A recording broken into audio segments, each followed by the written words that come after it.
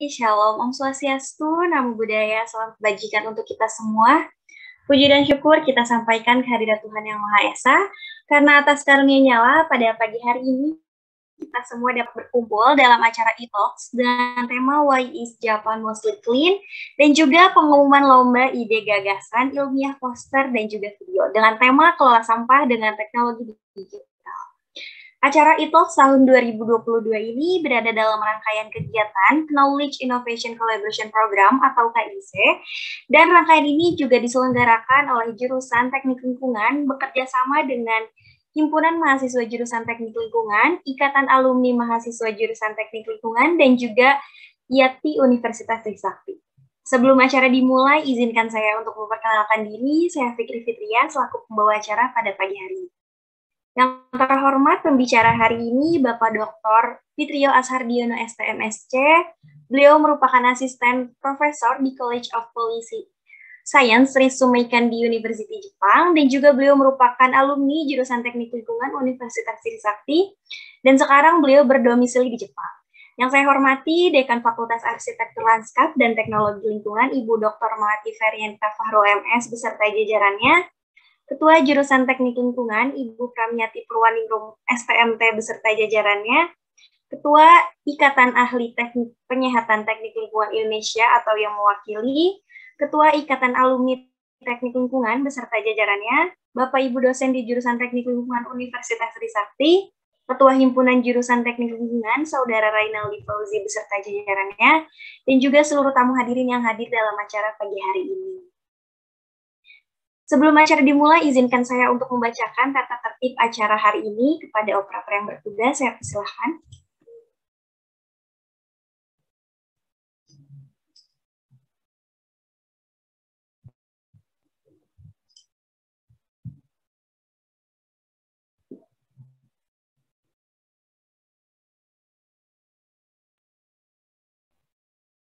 Untuk ID name dan juga virtual background sebelum masuk atau join Zoom meeting, pastikan ID name dengan format nama peserta _ institusi dengan contoh Desi _ SMA 10 Depok, dan juga yang bisa menggunakan virtual background dalam acara ini silahkan untuk menggunakan virtual background-nya tersebut.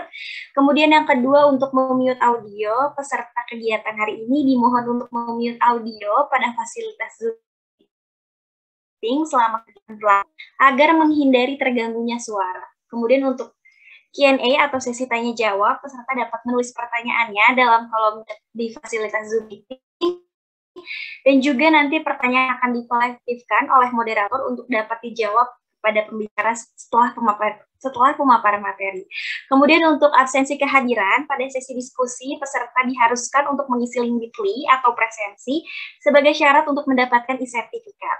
Kemudian untuk foto bersama, peserta diharapkan untuk tidak meninggalkan Zoom meeting karena akan diadakan sesi foto bersama di acara dan juga di dalam awal acara dan pada akhir acara. Baik, terima kasih kepada operator. Kita lanjut. Selanjutnya, marilah kita menyanyikan lagu Indonesia Raya kepada operator yang bertugas. Saya persilahkan.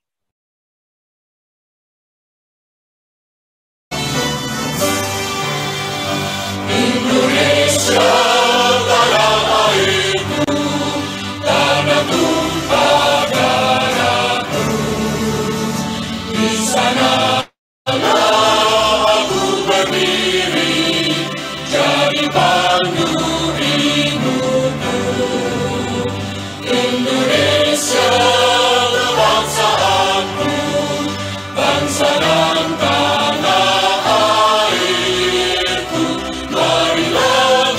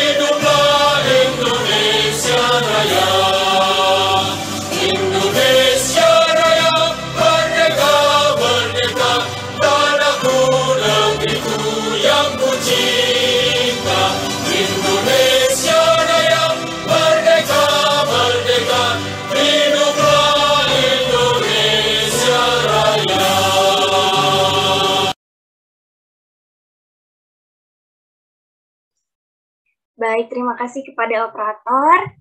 Selanjutnya dianjurkan kepada seluruh peserta untuk menggunakan virtual background bagi yang bisa menggunakan virtual background selama acara berlangsung dan juga menghidupkan kamera selama acara berlangsung. Sebelum memasuki acara yang pertama, kita akan melakukan sesi dokumentasi terlebih dahulu. Kepada panitia yang bertugas, saya persilahkan.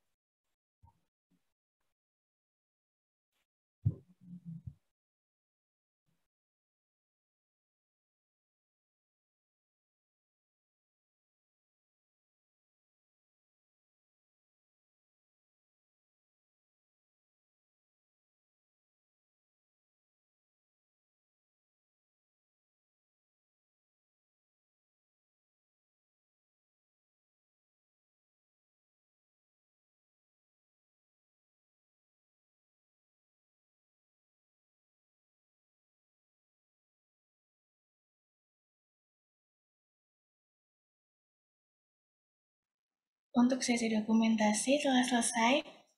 Saya kembalikan ke MC.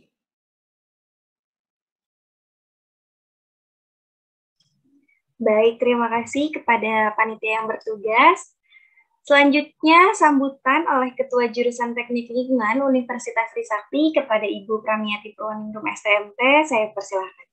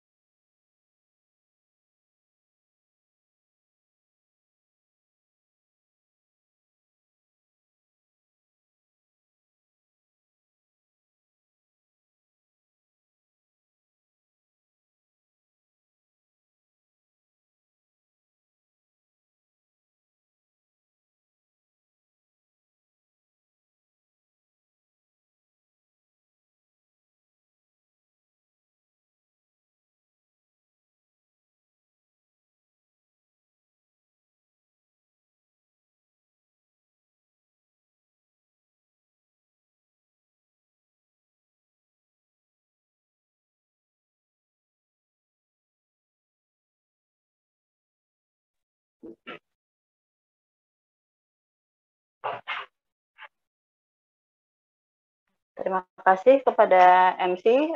Mohon maaf, saya menggunakan dua device.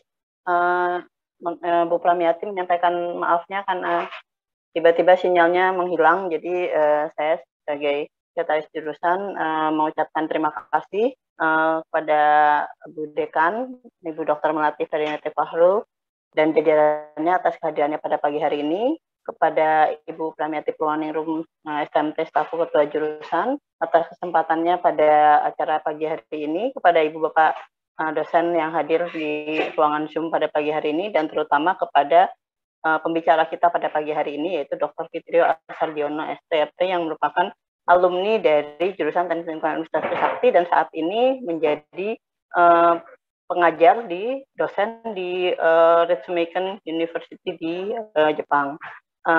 Terima kasih kepada Ibu Bapak Guru yang telah hadir pada acara e-talk sekaligus pengumuman pemenang pada rangkaian Seven Knowledge Innovation and Collaboration dari Teknik Lingkungan Universitas Trisakti. Tema lomba pada pagi hari ini yang akan diumumkan adalah kelola sampah dengan teknologi digital. Jadi ini adalah suatu isu yang cukup ramai diperbincangkan. Jadi bagaimana sampah itu, apalagi kita semua baru memperingati Hari Peduli Sampah Nasional. Jadi ternyata sampah itu masih menjadi masalah di berbagai aspek ya. Jadi bagaimana dari siswa SMA ini kami mengharapkan ada suatu pemikiran atau inovasi dari para siswa SMA sehingga kami mengadakan lomba poster ini untuk dengan tema demikian. Semoga apa yang kita akan dengarkan pada pagi hari ini melalui e-talks yang disampaikan oleh pembicara kita akan menambah wawasan kita semua, dan pengumuman lomba tadi akan menjadi motivasi bagi siswa-siswa SMA sebagai generasi penerus bangsa, dan juga bagaimana siswa SMA yang lain bisa ikut menjadi agent of change bagi kehidupan yang lebih baik. Demikian mungkin sedikit sambutan dari kami selaku tuan rumah, yaitu jurusan Teknik Lingkungan Universitas Salpi. Terima kasih juga kami sampaikan sebesar-besarnya kepada IKTL atas dukungannya, kemudian kepada IAPI, dan juga kepada HMJ Teknik Lingkungan atas segala dukungannya pada kegiatan rangkaian Session Knowledge and Innovation and Collaborative dari Teknik Lingkungan. Saya kembalikan kepada MC. Terima kasih. Assalamualaikum warahmatullahi wabarakatuh. Waalaikumsalam warahmatullahi wabarakatuh. Terima kasih kepada Ibu Sekretaris Jurusan. Baiklah, tidak perlu berlama-lama lagi. Saatnya kita mendengarkan apa yang akan dijelaskan oleh pembicara hari ini. Tapi sebelum itu, untuk para peserta hari ini, apakah sudah siap mendengarkan materi yang akan disampaikan oleh Bapak Fitrio hari ini? Nah, kalau misalkan sudah siap, boleh di-reaction dulu di Zoom-nya nih. Karena biar kita tahu nih pagi hari ini sangat bersemangat, nggak cuma MC aja yang semangat, jadi para peserta juga harus semangat gitu ya. Jadi boleh di-reaction aja, boleh pakai tanda jempol atau mungkin tanda tepuk tangan boleh. Jadi kita biar semangat gitu. Baik, karena sudah ada beberapa yang reaction juga, sebenarnya udah semangat banget menerima materi hari ini. Sebelum itu, untuk Bapak Fitrio, apakah sudah bergabung bersama kita? Iya, Mbak, saya sudah di sini. Baik, selamat pagi, Bapak. Mungkin untuk teman-teman sekalian sudah siap ya menerima materi hari ini. Sebelum dimulai, saya akan membacakan CV beliau terlebih dahulu. Kepada saya persilakan. Dan Profesor College of Policy Science Ritsumeikan University. Untuk akademik degree-nya, beliau merupakan bachelor degree in Environmental Engineering Department of Environmental Engineering Faculty of Architecture, Landscape, and Environmental Technology, Trisakti University, Jakarta, Indonesia. Master of Science in International Corporation Policy, Environmental Policy and Administration, Graduate School of Asia Pacific Studies, Ritsumeikan Asia Pacific University, Oita, Japan. Doctor of Philosophy in Policy Science, Graduate School of Policy Science, Ritsumeikan University, Kyoto, Japan. Dan juga beliau pernah ada beberapa akademik yang pernah ditempuh dari tahun 2011 sampai 2021, sangat banyak sekali, dan ini juga sangat menjadi sangat menjadi inovasi untuk kita semua, jadi supaya bisa mengikuti seperti Bapak Fitrio seperti itu. Jadi baik, seperti itu untuk CV singkat. Recording in progress. Berlama-lama lagi karena saya sudah membacakan CV beliau, mungkin langsung saja kepada Bapak Fitrio untuk langsung menyampaikan materinya hari ini. Sebelum itu mau di-share screen kan materinya atau mau share screen sendiri, Pak? Saya share screen sendiri aja. Baik. Baik, kepada Bapak saya persilahkan. Terima kasih Mbak Fikri. Selamat pagi untuk semua peserta dan semua yang hadir. Terima kasih banyak sudah mengundang saya sebagai pembicara. Ini kali kedua di e-talks. Saya sangat senang bisa kembali berkontribusi terhadap tempat saya menempuh pendidikan pertama saya di sini sebagai teknik lingkungan. Walaupun setelah kemudian saya lebih ke arah sosial mungkin ya, cuman tetap dengan basis teknik lingkungan. Sudah tahu bagaimana Jepang itu terkenal dengan kebersihan ya. Jadi kalau ke Jepang mungkin bisa melihat bahwa di semua jalanan, di pinggir-pinggir, di got itu jarang terlihat sampah. Mostly ya, tetap ya sama saja di mana-mana sampah pasti ada ya tercecer. Cuman sepanjang mata melihat biasanya di Jepang itu bersih. Sungai juga bersih biasanya, kemudian banyak orang yang berjalan kaki ya. Kalau di Indonesia mungkin lebih banyak yang naik mobil atau naik motor, itu pun banyak sampah. Nah, kalau ini orang jalan kaki harusnya lebih banyak sampah lagi, tapi ternyata tidak. Dan tong sampah pun tidak banyak. Kalau kita di Indonesia, di Jakarta mungkin tong sampah ada ya, setiap berapa meter, berapa kilo gitu ya. Di Jepang hampir tidak ada. tong sampah hanya ada di biasanya di convenience store atau di tempat-tempat tertentu di dalam stasiun. Jadi orang gimana kok bisa bersih ya? Itu mungkin pertanyaan besar ya. Kenapa bisa begini? Oke, sebelum mulai mungkin kita perlu tahu juga kondisi statistik ya di Jepang saat ini bagaimana. Ini hasil survei terakhir oleh Kementerian Lingkungan Jepang tahun 2018.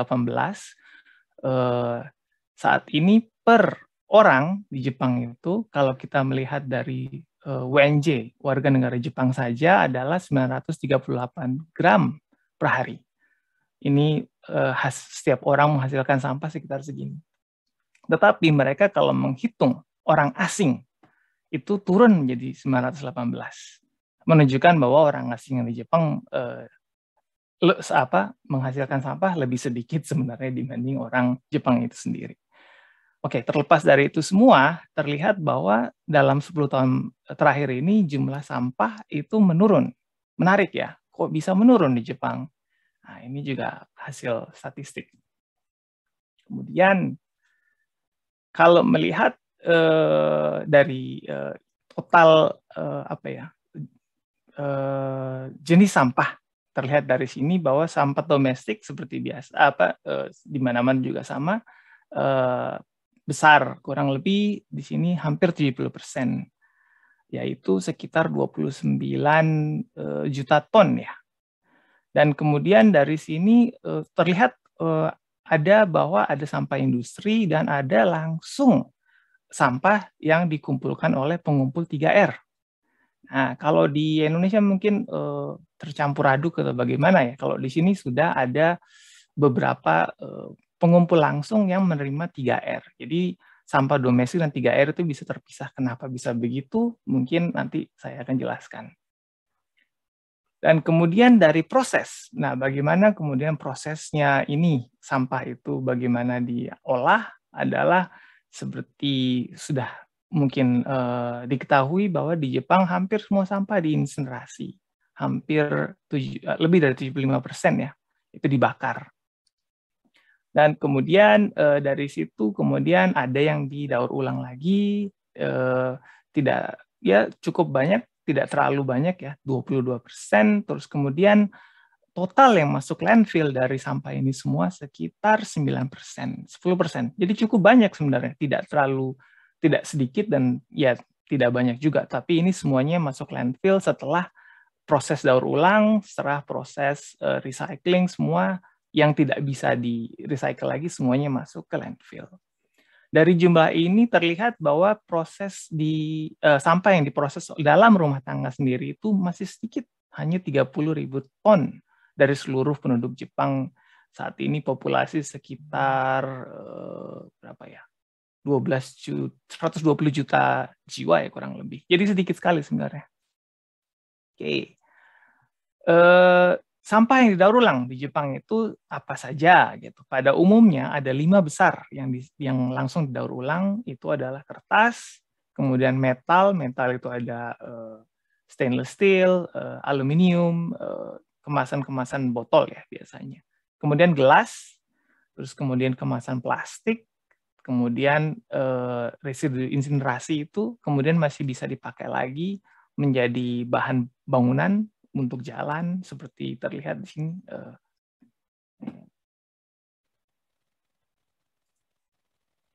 Oke, di sini terlihat jadi dari slag itu kemudian bisa dipakai lagi. Kemudian PET botol terbuat dari PET, kemudian plastik produk dari plastik.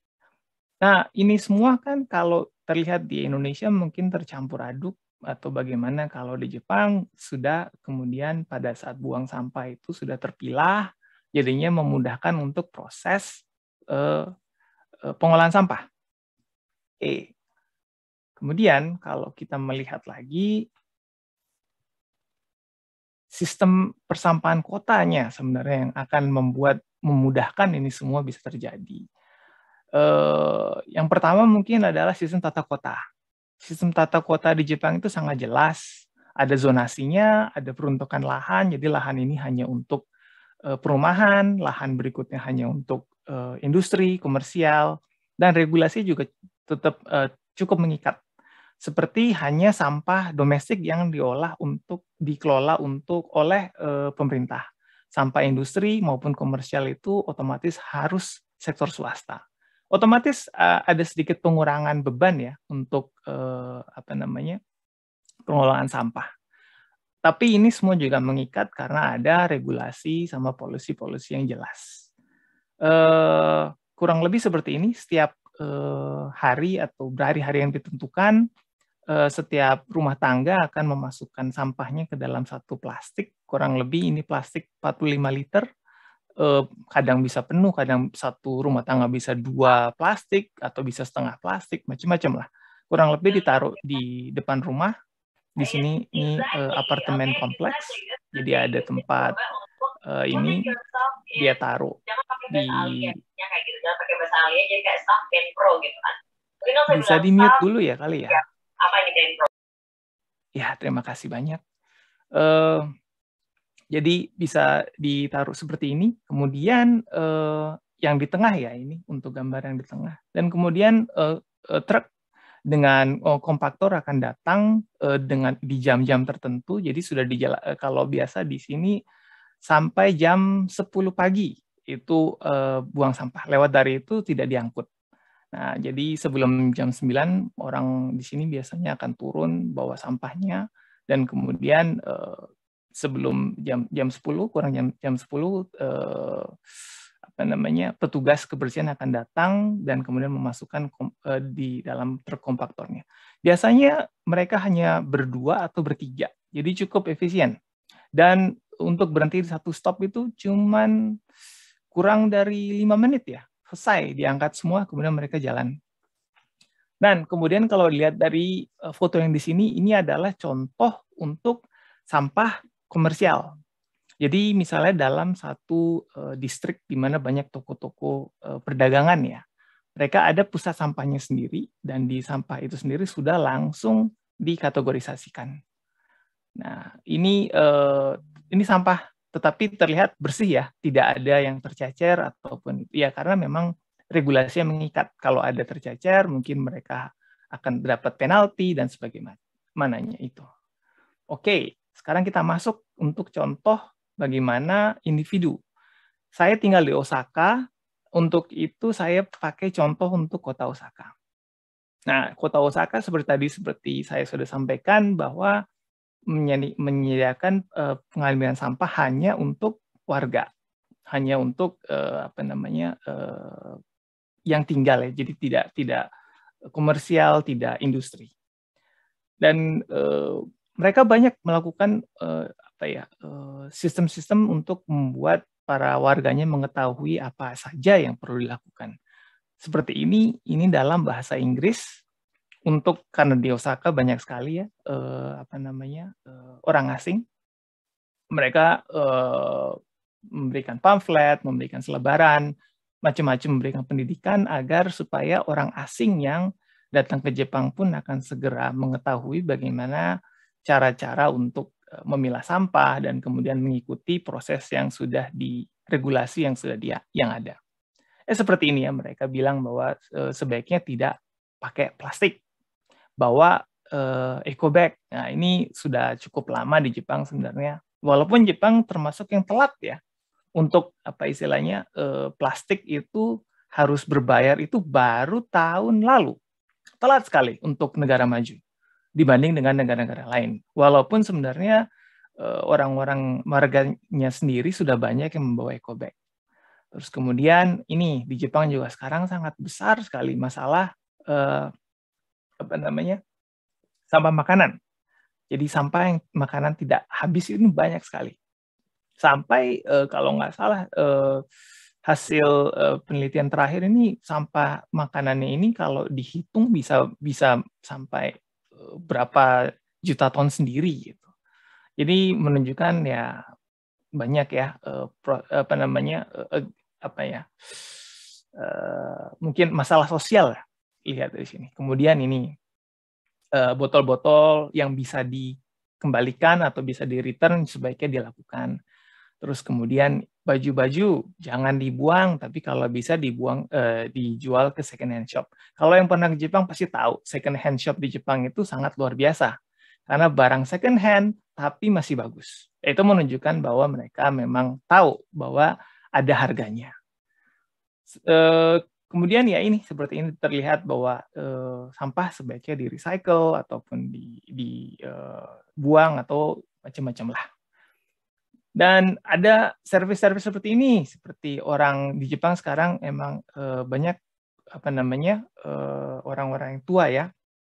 Orang-orang tua ini kebetulan tidak bisa misalnya untuk buang sampah sendiri, mereka bisa dibantu untuk memilah dan segala macam.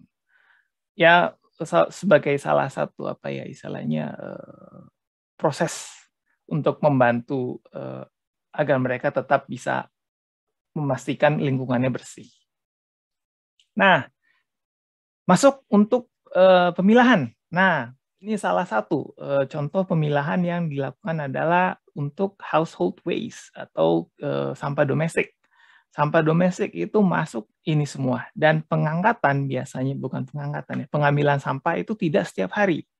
Di Jepang hanya biasanya 2 kali seminggu. Dan ada peraturan sendiri seperti ini, hanya sampah-sampah yang ukurannya 30 kali 30. Dan kemudian misalnya sampah gelas atau sampah-sampah ini ada proses-proses lain. Seperti ini, sampah basah harus kalau bisa airnya dibuang dulu. Jadi jangan masuk dalam kondisi basah. Kemudian lighter sebaiknya gasnya dibuang dulu. Kemudian sampah minyak itu jangan di Jepang biasanya dibilang jangan dibuang ke dalam saluran pembuangan, tetapi dibuang sebagai sampah. Nah, bagaimana caranya? Ada macam-macam lah, dimasukkan ke dalam koran ataupun ada zat untuk koagulan, kemudian bisa dibuang sampah. Macam-macam. Terus kemudian sampah plastik. Nah, sampah plastik biasanya seminggu sekali. Dan sampah ini di sini ada kode-kode tertentu sampah yang menggunakan kode ini ya. Ini bahasa Jepangnya pura. Maksudnya plastik. Jadi kalau ada yang logo ini, mungkin kalau pernah beli makanan atau produk-produk Jepang di Indonesia, ada. Lihat logo ini pasti ada. Ini menunjukkan bahwa ini masuk ke dalam satu jenis sampah tertentu. Seperti ada containers untuk shampoo, kemudian minyak, kemudian instan ramen, macam-macam lah. Tapi seperti ini kurang lebih bisa kemudian dipilah. Tapi ingat bahwa di sini tidak bisa, maksudnya sebaiknya dibersihkan dulu. Jadi jangan langsung dibuang sebagai sampah. Cukup buang sampah pun juga cukup banyak proses yang harus dilakukan. Lumayan lah. Oke, lanjut. Sekarang adalah produk-produk yang bisa didaur ulang. Ini pun juga seminggu sekali. Tadi seperti sudah saya sampaikan, ada yang metal, di sini ada yang steel, stainless steel atau steel itu logonya seperti ini, kemudian aluminium seperti ini, dan kemudian PET botol. Di Indonesia saya kurang tahu ya apakah PET botol itu cukup banyak di recycle atau tidak ya, kurang lebih. Di sini seperti ini, dibagi semua ini kemudian di recycle. Kemudian kita lanjut adalah sampah-sampah kertas. Nah, di Jepang pun walaupun istilahnya teknologi digital, tetapi warganya pada umumnya masih sangat manual, masih sangat analog. Jadi mereka masih berlangganan koran, majalah. Mungkin di Indonesia juga sama ya. Nah, koran dan majalah itu kita juga sama ya, yang lama di packing, kemudian kita bisa jual sendiri ataupun bisa masuk dalam recycling. Dan ini diangkat juga, dijemput seminggu sekali. Dan ada kode-kodenya sendiri, seperti tadi sudah saya sampaikan, yang kode seperti ini semuanya bisa di-recycle dan kemudian bisa masuk dalam kategori-kategori sendiri. Oke. Bagaimana dengan sampah-sampah yang besar? Ya kan, seperti misalnya ada lemari ataupun TV, mesin cuci, rak buku yang besar sekali, itu bagaimana caranya? Caranya adalah dengan menghubungi Pemda, Pemkot. Kemudian kita telepon, kita bilang saya tinggal di sini, saya membuang sampah begini. Kemudian mereka ada tarifnya sendiri seperti ini. Jadi berapa yen, cukup mahal sebenarnya kalau dipikir-pikir. Untuk buang sampah saja ini kita lihat aja, TV di atas 16 inci 3.000 yen, 3.000 dikali 120 kan hampir 500.000 rupiah ya. Lumayan kalau dipikir-pikir untuk buang sampah. Dan karena di sini ada yang namanya recycle cost. Jadi itu semua dibebankan langsung kepada si pengguna. Oke. Dan biaya pasti akan bergantung dengan lokasi penjemputan. Jadi pada sistemnya kita telepon, terus kemudian kita bilang kita mau buang, nanti mereka akan kasih jadwal tanggal segini, jam segini, taruh di depan rumah. Ya sudah, kita taruh saja nanti diangkat. Jadi mudah kurang lebihnya. Oke. Dan bisa telepon. Dan seperti sekarang sudah mulai teknologi online otomatis banyak yang melalui internet juga. Seperti di sini terlihat dengan online bisa anytime 24 jam kapanpun bisa. Sangat mudah. Dan masuk lagi dengan teknologi digital, dengan tadi yang barusan saya sampaikan adalah cara-cara memilah. Nah, itu kan semuanya dalam pamflet ya, dalam flyer. Mungkin bingung ya, wah ini gimana? Pamfletnya hilang. Bagaimana caranya? Ada aplikasinya sekarang untuk iOS maupun Android. Di sini kita buka, kita bisa tahu gimana cara memilah, gimana tipe-tipenya. Kemudian kalau kita memasukkan lokasi, kita bisa tahu tanggal berapa, jam berapa, lokasi, semua ada dalam aplikasi ini. Sebagai contoh teknologi digital ya. Tapi saat ini masih dalam bahasa Jepang, mungkin sangat sayang sekali. Jadi buat orang asing, kalau tidak bisa bahasa Jepang, mengakses ini juga rada bingung rata-rata ya. Terus kemudian berikutnya adalah drop-off points. Nah, misalnya nggak bisa nunggu nih, udah kebanyakan, bagaimana caranya? Nah, sampah langsung di Jepang itu hampir semua supermarket, di depan supermarketnya, depan pintu masuk ada drop-off points. Itu ada untuk ada kertas, ada aluminium, steel, ada styrofoam, ada PET bottle, macam-macam lah jumlahnya. Jadi untuk biasanya karena barang-barang yang biasa dibeli untuk di supermarket akan bisa langsung dikembalikan, istilahnya ya, packagingnya di dalam untuk di supermarket itu sendiri. Oke. Gimana dengan baju?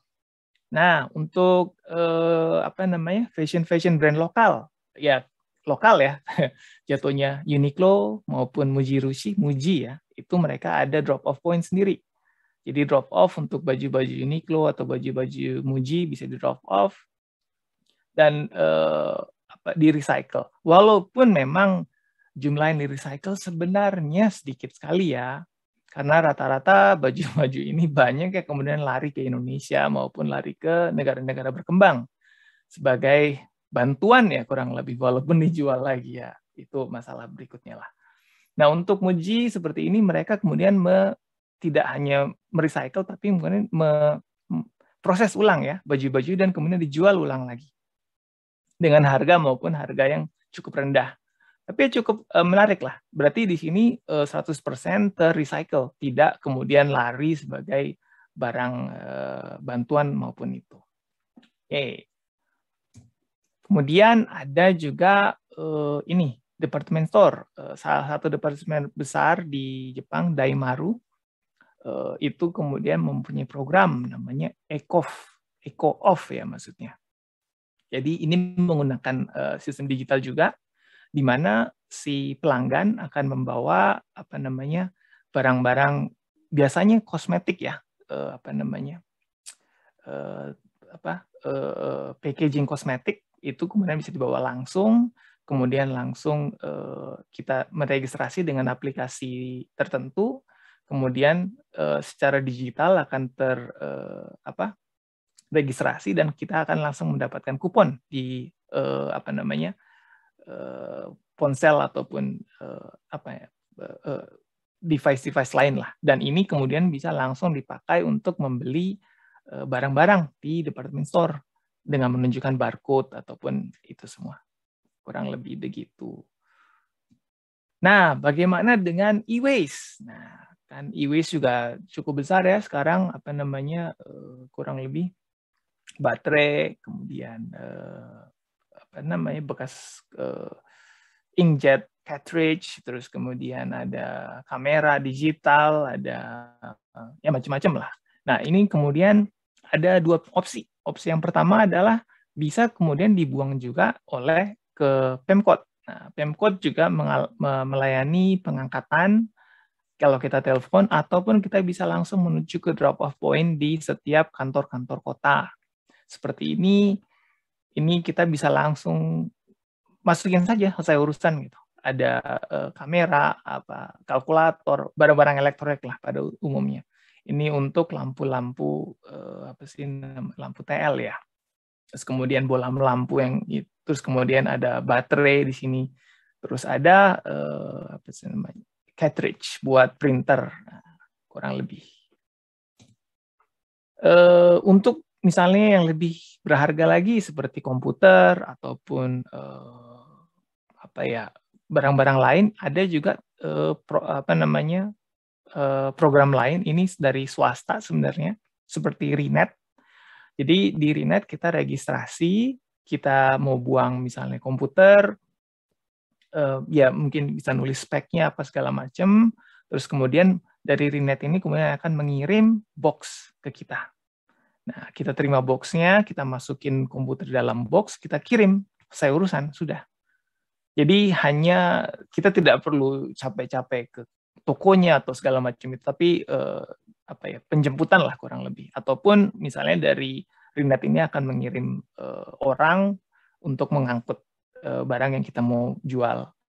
Dan bukan jual ya, mungkin lebih tepat untuk diangkat secara cuma-cuma. Nah, ingat tadi kalau kita buang ke Pemkot, TV itu 3.000 yen.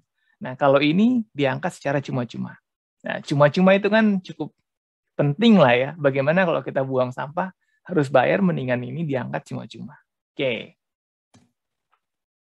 Kemudian untuk barang-barang tertentu juga, kalau kita menuju toko-toko elektronik besar, mungkin kalau pernah dengar ada Yodobashi Camera, ada Big Camera, ada Edion. Ini mereka juga di pintu masuk selalu tersedia, ada tempat-tempat langsung untuk membuang. Seperti ini kalau mau buang ponsel, silakan bisa langsung masukin ke sini. Ini untuk buang cartridge ya, buat printer. Ini untuk baterai, semua jenis baterai bisa langsung masuk ke sini. Termasuk baterai charge ya, lithium ion semua juga bisa diterima. Oke. Nah, yang ada sebenarnya masalah juga banyak di Jepang. Nah, masalah yang terbiasa adalah ya masalah sosial, di mana warganya itu tidak mematuhi tata cara. Nah, seperti biasa lah ya, ini terjadi di hampir seluruh negara kurang lebih. Nah, yang ada adalah mereka kemudian Pemkot ya, terutama terus menggalakkan informasi melalui pamflet, memberikan aplikasi smartphone ya, kemudian kurang lebih macam-macam. Terus kemudian volume sampah juga biasanya cukup menarik untuk di tempat-tempat umum, biasanya sangat besar. Karena ya kalau terlihat misalnya ada buang sampah kemudian tercecer, biasanya orang kan oh ya ini tercecer ya, kita buang sampah juga di situ juga gitu. Akhirnya menumpuk kemudian menjadi masalah. Padahal sebenarnya kalau di Jepang ya mungkin tata caranya kalau sudah penuh ya kita hold, kita masukin ke plastik kita sendiri, kita buang ke tempat sampah yang kosong. Tata caranya seperti itu. Kemudian masalah yang berikutnya adalah gagak. Nah, kalau Indonesia mungkin tikus ya, di sini burung gagak. Ini burung gagak ini sangat pintar ya. Jadi mereka tahu misalnya tadi ada ditertutup dengan net ya, itu mereka tahu bisa membuka netnya sendiri ataupun membuka tong sampah. Nah, emang burung gagak memang pintar. Nah, ini termasuk masalah yang ada saat ini. Akhirnya ya sekarang yang dilakukan adalah balik lagi adalah pendidikan. Nah, kalau kita ngomongin kenapa di Jepang sangat hebat, ya mungkin zaman dulu, bukan zaman dulu ya, saat ini juga bahwa anak SD pun bisa langsung belajar mengenai pengelolaan sampah melalui website ini. Jadi kalau website ini kita masukkan, ini semua website untuk anak SD. Jadi sangat mudah untuk dilihat dengan gambar, penjelasan, semuanya. Dan tidak hanya menjelaskan bagaimana cara buang sampah, tetapi seluruh sistem pengelolaan sampah itu terjelas, dapat dicek di sini. Sangat luar biasa. Sampai tahu bagaimana cara landfill, masalah-masalah yang ada, bagaimana cara recycling, semuanya ada di sini. Ya, kurang lebih sekian overview saya untuk kondisi sampah dengan menggunakan energi digital di Jepang. Terima kasih banyak. Baik, terima kasih Bapak Fitri. Sangat menarik sekali ya materinya. Jadi kita menjadi terjepang-jepang ya. Ini jadi wah. Baik, mungkin untuk teman-teman sekalian, karena tadi sudah mendengarkan materi juga, nah apabila ingin bertanya ini langsung saja. Kalau misalkan sedang jaringannya tidak connect, itu boleh langsung aja lewat chat, dikirimkan dengan format nama _ pertanyaan.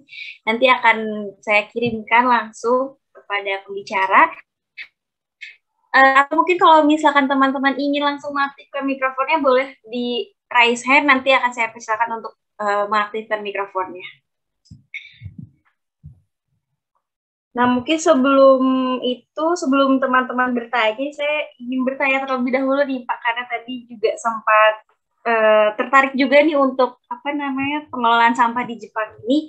Untuk di Jepang itu sendiri, apakah ada sanksi untuk setiap warganya yang memang jahil gitu untuk membuang sampah? Karena kan pasti setiap misalkan sudah dilakukan pengelolaan sampah baik dari pemerintahnya maupun maksudnya dari pemerintah ke masyarakat sudah di-share info-info mengenai pengelolaan sampahnya, pasti ada masyarakat yang masih jahil gitu untuk membuang sampah sembarangan. Nah, apakah di Jepang ini ada sanksi untuk setiap warga yang membuang sampah secara sembarangan itu? Nah, karena kan di Indonesia ini juga untuk pengelolaan sampahnya dari mulai pemilahan sampah di rumah masing-masing sampai ke TPS-nya ataupun TPA itu juga sudah dilakukan ya Pak.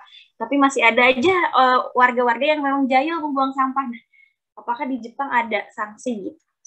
Seperti itu Pak. Ya, kalau di Jepang sanksi yang secara finansial itu mungkin ada, tetapi pada umumnya jarang diterapkan.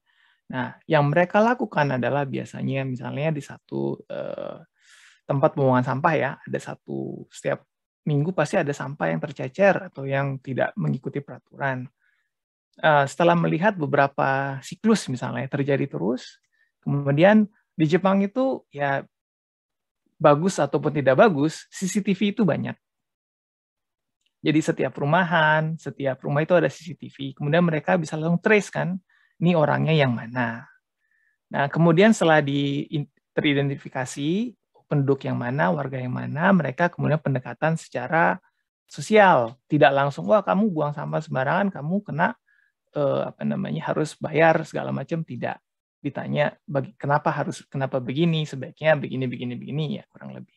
Kemudian biasanya di situ masalah kan selesai. Karena orang Jepang juga sangat takut ya, maksudnya kalau mereka ketahuan orangnya yang mana, mereka malu kan biasanya. Jadi lebih sisi sosial.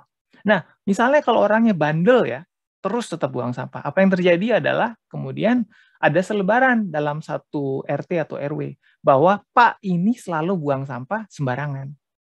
Itu satu RW jadi tahu kan, tanpa kena, mereka masih belum ada sanksi apapun, hanya sanksi sosial saat itu.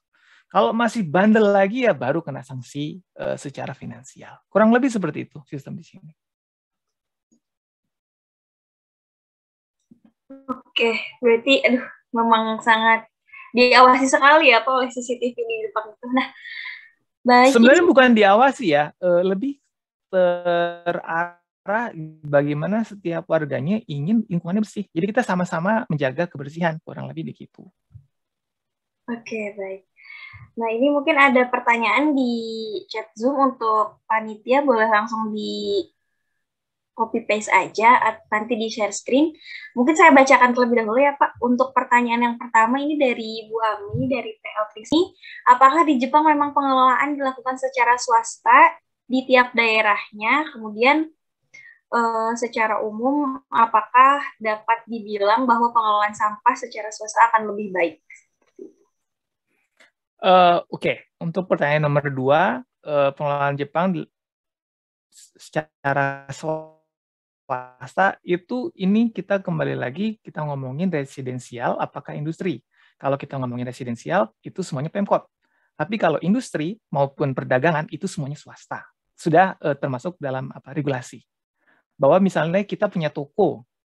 Nah, kita punya toko, kita jualan gitu misalnya ya, dan sampah ini tidak bisa masuk ke dalam sampah biasa. Kita harus punya kontrak dengan pengumpul sampah swasta. Jadi yang nakal mungkin yang Jepang adalah yang punya toko tapi buang sampahnya ke sampah residensial. Itu ada seperti itu. Tapi kembali lagi, setelah kemudian diberi peringatan ataupun itu kemudian ya otomatis masalah biasa terresolve lah. Oke, kemudian nomor 2, sampah secara swasta akan lebih baik.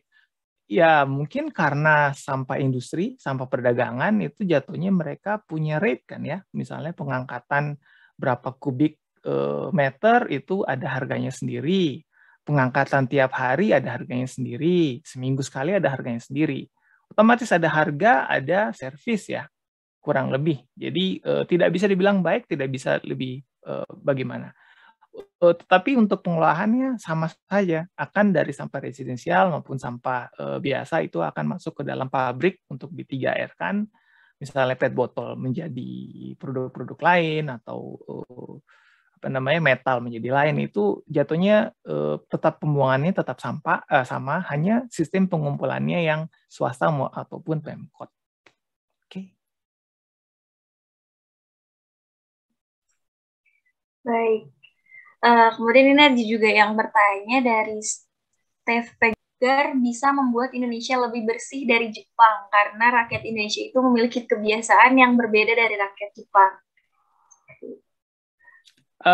Mungkin salah satu mungkin yang sangat penting adalah pendidikan dari mungkin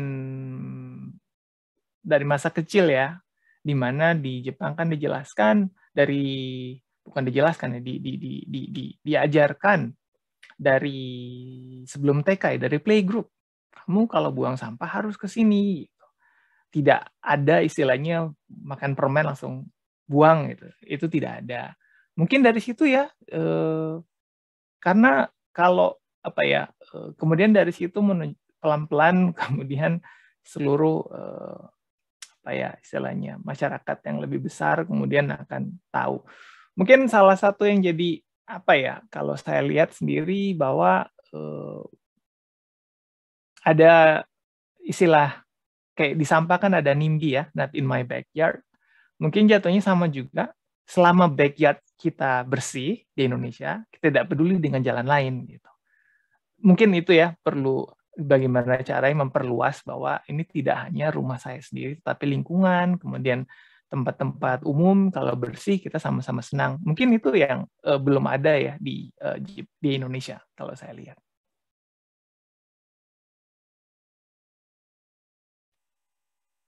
Baik, terima kasih Bapak Fikri. Mungkin dari rekan-rekan yang lain atau dari teman-teman panitia, mungkin dari peserta juga ada yang ingin bertanya, boleh langsung saja. Karena ini juga menarik sekali. Atau mungkin teman-teman sekalian berminat untuk tinggal di Jepang nih. Jadi kita mempelajari dulu nih hal-hal apa yang harus diketahui dari Jepang itu sendiri. Nah, boleh banget. Mungkin untuk adik-adik SMA sekalian jika ingin maksudnya kayak pengen nih tinggal di Jepang gitu. Nah, kita juga harus tahu banyak kebiasaan yang memang di Indonesia yang tidak harus dilakukan di Jepang itu juga jangan dilakukan gitu. Nah, ada yang ingin bertanya dari Ibu Pramiati langsung nih. Boleh Ibu langsung mengaktifkan mikrofonnya. Oke, selamat siang Rio. Saya biasanya manggilnya Rio soalnya ini Mas Rio ini.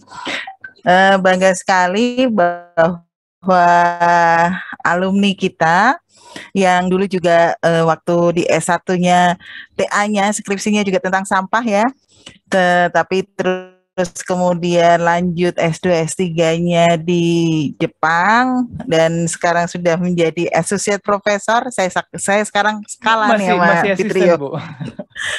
Insya Allah masih asisten. Oke, nggak apa-apa. Oke, baik. Terkait tadi ya yang dijelaskan Rio tadi, saya panggil Rio aja ya. Iya, tadi kan sampahnya dimasukkan, dibakar di insinerator ya, di incinerator. Nah, komposisi sampahnya yang masuk ke incinerator itu apakah yang non-organik atau anorganik itu lebih tinggi daripada yang organik? Karena tadi gitu, iya.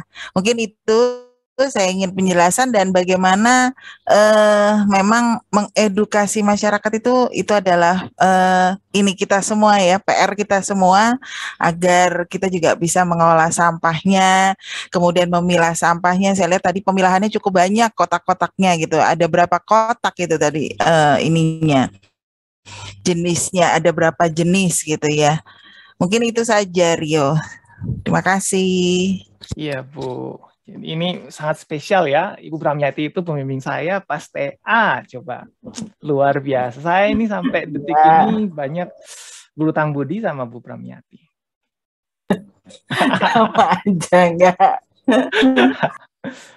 Jadi apa ya, menjawab pertanyaan yang tadi, bahwa di Jepang itu memang walaupun sampah makanan banyak, tetapi masih tetap lebih banyak sampah inorganik Bu. Karena itu mungkin memang kondisi yang buat mereka lebih baik di insinerasi. Nah, patut dicatat juga bahwa di Jepang itu ya mungkin bagaimana ya, sistem pengelolaan sampah itu bukan apa istilahnya, tidak menguntungkan. Kalau dilihat dari sisi ekonominya ya, bahwa Pemda akan selalu memberikan budget yang cukup besar untuk pengelolaan sampah. Dan ini budget hilang. Jadi mereka tidak berharap untuk mendapatkan keuntungan, tetapi keuntungan yang didapatkan adalah masyarakat senang dengan kondisi sampah yang tidak ada sampah bersih dan segala macam itu. Ya begitu ya Bu ya. Mungkin udah susah juga untuk kalau kita ngomongin apple to apple dengan Indonesia. Jadi memang seperti saya dulu pernah bincang-bincang dengan Ibu ya, setelah saya penelitian di Jepang, memang Indonesia tidak bisa plek-plek mengikuti sistem Jepang. Kita harus lokalisasi dengan sistem kita sendiri. Misalnya, tapi tetap pemilahan sourcing itu buat saya dari saya sendiri sangat penting. Nah, tetapi mungkin terjadi kan ya, wah kita masukin sampah ke dalam plastik terus kemudian dibuang lagi, sama aja bohong. Nah, tapi bagaimana sekarang di Indonesia kan sudah ada ya plastik-plastik yang bisa di-recycle atau plastik-plastik biodegradable. Nah, ini bisa langsung dipakai untuk sampah rumah tangga, bukan? Kemudian kita bisa langsung masuk ke dalam komposter ataupun kita bisa langsung ke dalam landfill yang spesial untuk organic waste. Banyak proses-proses approach yang bisa dilakukan sebenarnya di Jepang.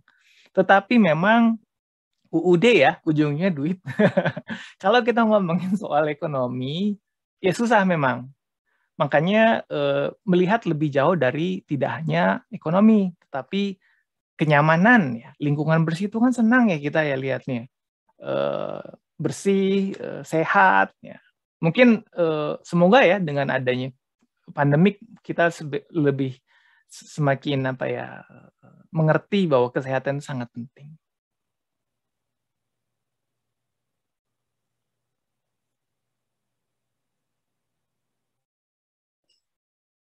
Baik, untuk Ibu Pramiati, apakah sudah terjawab, Bu? Ya, sudah cukup. Ini untuk memancing pertanyaan dari yang lainnya sebenarnya. Bang Rio waktu dia di Jerman. Ya, oke. Silakan lanjut, Fikri. Terima kasih. Baik, terima kasih kembali, Bu. Ini ada 2 pertanyaan. Kalau boleh tahu, untuk bentuk sosialisasi yang efektif secara umum dilakukan di Jepang supaya semua masyarakat lokal maupun WNA dapat mematuhi environmental policy, biasanya itu seperti apa?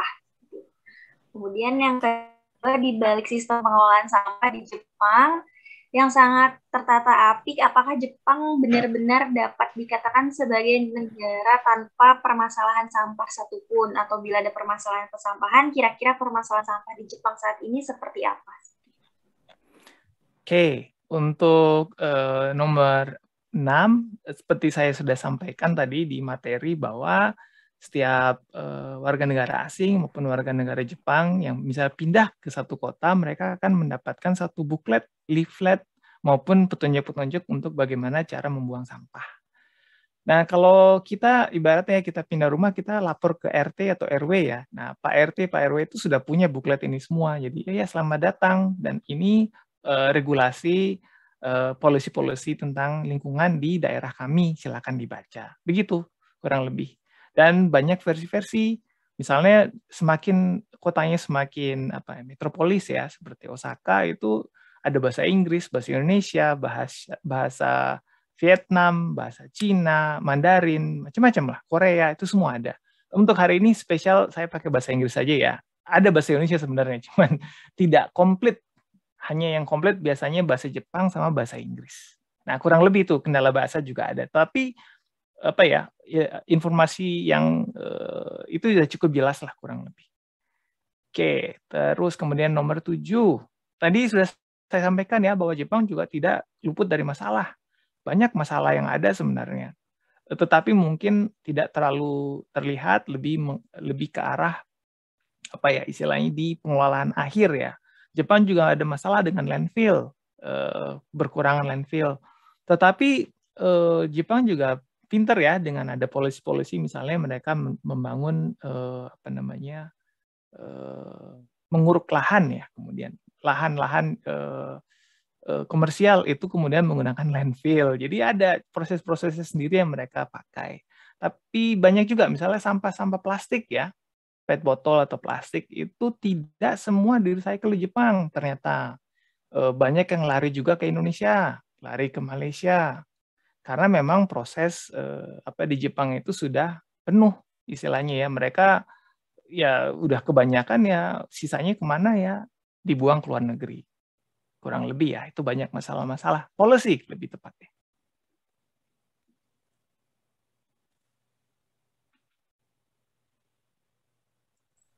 Oke, baik. Ini juga ada Melati ini yang sudah raise hand, boleh diaktifkan langsung Bu mikrofonnya.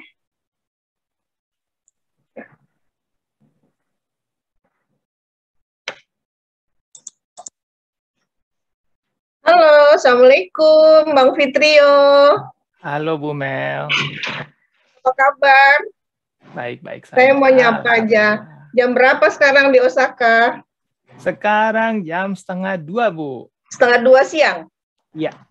Cuacanya gimana? Sekarang kondisinya sudah mulai menghangat, tapi masih 1 digit ya. Sekarang 8-9 derajat lah kurang lebih. Saya mau tanya, Bang Fitrio, kan di Jepang itu 4 musim ya? Betul. Nah, kemudian ada nggak perbedaan antara setiap musim dari jumlah timbulan sampahnya? Bentar.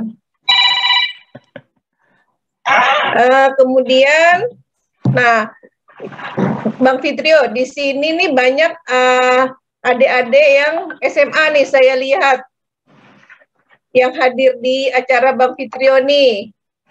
Ya, Bang Fitrio, motivasi dong tuh adik-adik SMA kali gitu ya, mau jadi ahli sampah atau ahli yang lainnya. Jadi Bang Fitrio ini kan alumni dari Teknik Lingkungan, Trisakti ya.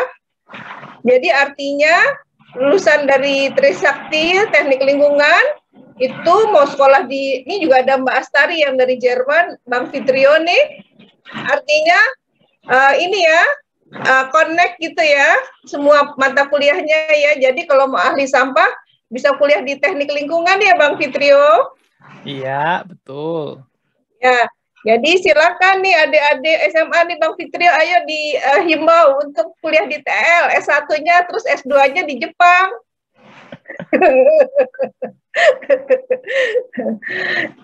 Saya terima kasih sekali ya nih adik-adik mahasiswa, anak-anak mahasiswa, anak-anak SMA. Ini Bang Fitrio luar biasa ya.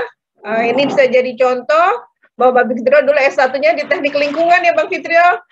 Betul. Ya, alhamdulillah. Bu Mel mau promosi. Jadi pertanyaan intinya sebenarnya Bang Fitrio, itu perbedaan jumlah timbulan sampah tiap pergantian musim, itu aja. Saya juga senang dengan Jepang, rencananya Bu Ipu ini mau bedol desa, dosen-dosen ke Jepang semuanya, sayangnya pandemik nih. Itu saja, terima kasih, sehat-sehat ya, sukses selalu. Iya, terima kasih Bu. Ya, jadi untuk menjawab pertanyaan Bu Mel tadi, untuk sampah per musim mungkin sedikit ada fluktuatif ya Bu ya, tetapi saya tidak punya data statistiknya, jadi juga susah untuk berargumen di sini. Makanya yang ada mungkin hanya ada data 1 tahun full ya. Cuman kalau saya lihat pribadi, kurang lebih ada lah sedikit fluktuatif, terutama dari segi makanan, ya kan? Begitu kita ngomongin musim panas, musim dingin, itu banyak orang mengkonsumsi musim dingin ya terutama ya, itu kopi di kaleng. Itu makin banyak sampah kopi kaleng. Nah, kalau musim panas, sampah PET botol banyak karena banyak orang minum kan, panas. Terlihat dari situ ya kurang lebih tidak terlalu banyak. Tapi untuk sampah domestiknya itu sendiri mungkin bukan musim panas ya, musim spring ya, itu lebih banyak sampah organik karena mereka banyak makan sayur apa segala macam itulah kurang lebih. Tidak hanya sekian persen lah, jadi tidak terlalu tidak signifikan secara ya. Ya, tidak signifikan kurang lebih. Ya, terima kasih. Iya Bu. Terus Bang Fitrio itu dong testimoni dong waktu kuliah di S1-nya. Kuliah di S1-nya nih, soalnya banyak anak SMA dan juga ada adik-adik TL nih mungkin juga mau kuliah ke Jepang gitu. Ya, jadi sekalian. Ya. Mumpung soalnya susah dari Bang Fitrio dari Jepang loh. Kalau nggak virtual kita ngundangnya waduh. Ya, jadi kurang lebih memang saya pas mau masuk TL milih karena memang suka dengan yang berbau lingkungan. Emang di TL itu sangat besar ya, ada yang sampah, ada air bersih, sanitasi. Memang rada susah ya untuk ngomong. Saya tadinya maunya hanya sampah saja, tapi kan nggak bisa ya, harus belajar yang lain. Kalau boleh jujur, saya juga bukan mahasiswa yang cukup handal lah kurang lebih ya. Nilai saya juga tidak terlalu bagus, kurang lebih. Ya, tapi salah satu ya yang buat saya sendiri di TL itu adalah membentuk core value saya. Saya punya core value sebagai orang yang suka bagaimana caranya memecahkan masalah-masalah lingkungan, terutama sampah. Nah, kemudian saya lanjut bahwa memang kalau saya melihat kalau hanya belajar tapi hanya langsung di luar negeri ya, kurang lebih kita tidak punya ikatan dengan kondisi saat ini yang ada di Jakarta misalnya. Dengan kuliah di TL itu jadi mengetahui kondisi seperti saat ini seperti ini, core value jadi terbentuk, kemudian dari situ kemudian kita melanjutkan untuk pendidikan lebih baik lagi, ya bagus untuk luar negeri. Jadi mempunyai visi dan perspektif yang lebih luas. Nah, saya sendiri juga kan tadinya sampah. Nah, kemudian belajar ke Jepang, pengen tahu nih bagaimana mengolah sampah. Yang saya temukan adalah di Jepang itu sistem ada semua, udah beres, makanya tidak ada yang perlu dipertanyakan lagi. Masuklah kemudian, oh ternyata masalah sampah. Ini saya pribadi ya, masalah sampah adalah masalah sosial. Makanya kemudian saya masuk lebih ke arah policy dan sosial. Karena balik lagi saya ingin memecahkan core values core issues yang saya punya adalah masalah sampah. Bagaimana cara mengolah ini? Ya, sosial gitu. Walaupun memang banyak proses-proses teknik yang bisa dilakukan juga. Kurang lebih begitulah ya. Jadi sangat TL ini memberikan banyak istilahnya core values pendidikan-pendidikan yang penting lah untuk pendidikan saat studi selanjutnya saya sampai detik ini.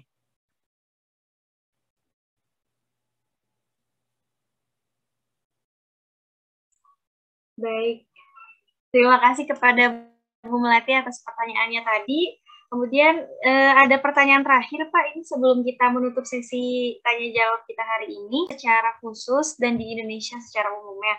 Karena seperti yang kita tahu bahwa edukasi tentang pengelolaan sampah di Indonesia masih minim sekali, dan untuk masyarakat yang sudah mulai memilah pun terkadang masih bingung untuk penyaluran sampah terpilahnya. Jadi langkah kecil apa yang bisa mulai kita lakukan? Kalau saya bisa memberi saran, mungkin semua sistem pengelolaan itu akan sebaiknya mulai dari unit terkecil dari rumah tangga, yaitu pemilah. Kemudian setiap rumah kalau bisa melakukan composting itu lebih bagus, otomatis sampah yang keluar akan sedikit, terus kemudian akan memilah. Nah, saya kurang tahu juga ya kondisi di Indonesia seperti apa, tapi kan kalau kita memilah sampah biasanya ada orang-orang yang mau membeli ya, udah terpilah misalnya hanya plastik ataupun hanya kurang lebih itu mungkin sistem yang bisa digunakan saat ini ya. Dan kemudian untuk meningkatkan bagaimana ya supaya masyarakat lebih mengerti gitu. Mungkin sekarang dengan teknologi digital kita bisa lebih menggunakan ponsel, smartphone gitu. Kita menggunakan Instagram, Twitter. Gini loh cara memilah sampah gitu. Kalau itu menjadi sesuatu hal yang punya added value ya, value tambahan, mungkin orang akan lebih berpikir, oh ya, mungkin kita tidak mengincar value tambahannya, tidak mengincar value tambahannya, tetapi lebih apa yang didapatkan dari value tambahan. Jadi misalnya kalau orang yang bisa memilah sampah, mungkin dilihat, wah ini orang bersih sekali gitu. Ya orang itu akan senang terlihat di lingkungannya bahwa dia bersih, tetapi ada hasil yang terlihat bahwa lingkungan memang jadi bersih gitu. Terlepas memang ini orang mungkin sengaja berpose atau segala macamnya itu. Tetapi memang perlu ada sedikit setiap orang saling tahu. Di Jepang mungkin tadi seperti saya bilang sedikit ada peer pressure ya. Tapi mungkin lebih ke arah ranah sosial. Saya juga susah ngomongnya. Jadi bukan dari sanksi-sanksi finansial, tetapi lebih dari sanksi sosial mungkin. Bagaimana dari satu unit perumahan atau unit rumah tangga menjaga kebersihannya itu sebenarnya paling penting. Ya. Baik, terima kasih Bapak Fitrio sudah menjawab pertanyaan tadi. Terdapat banyak sekali ya pertanyaan, hampir 10 pertanyaan, dan sudah terjawab semua. Semoga kita juga bisa menjadi dari pertanyaan tersebut kita juga bisa lebih aware lagi terhadap lingkungan kita. Nah, untuk selanjutnya mungkin kepada para peserta untuk mengisi link presensi yang sudah dikirimkan di kolom chat Zoom oleh teman-teman panitia. Selanjutnya akan ada penyerahan plakat secara virtual. Jadi walaupun kita semuanya serba virtual, ini akan ada penyerahan plakat virtual. Baik, mungkin untuk panitia nanti ini dikirim ya sertifikatnya untuk Pak Fitrio. Iya, terima kasih. Baik, mungkin boleh di spotlight untuk Bapak Fitrio. Baik, saya akan dokumentasi untuk sertifikat Pak Fitrio.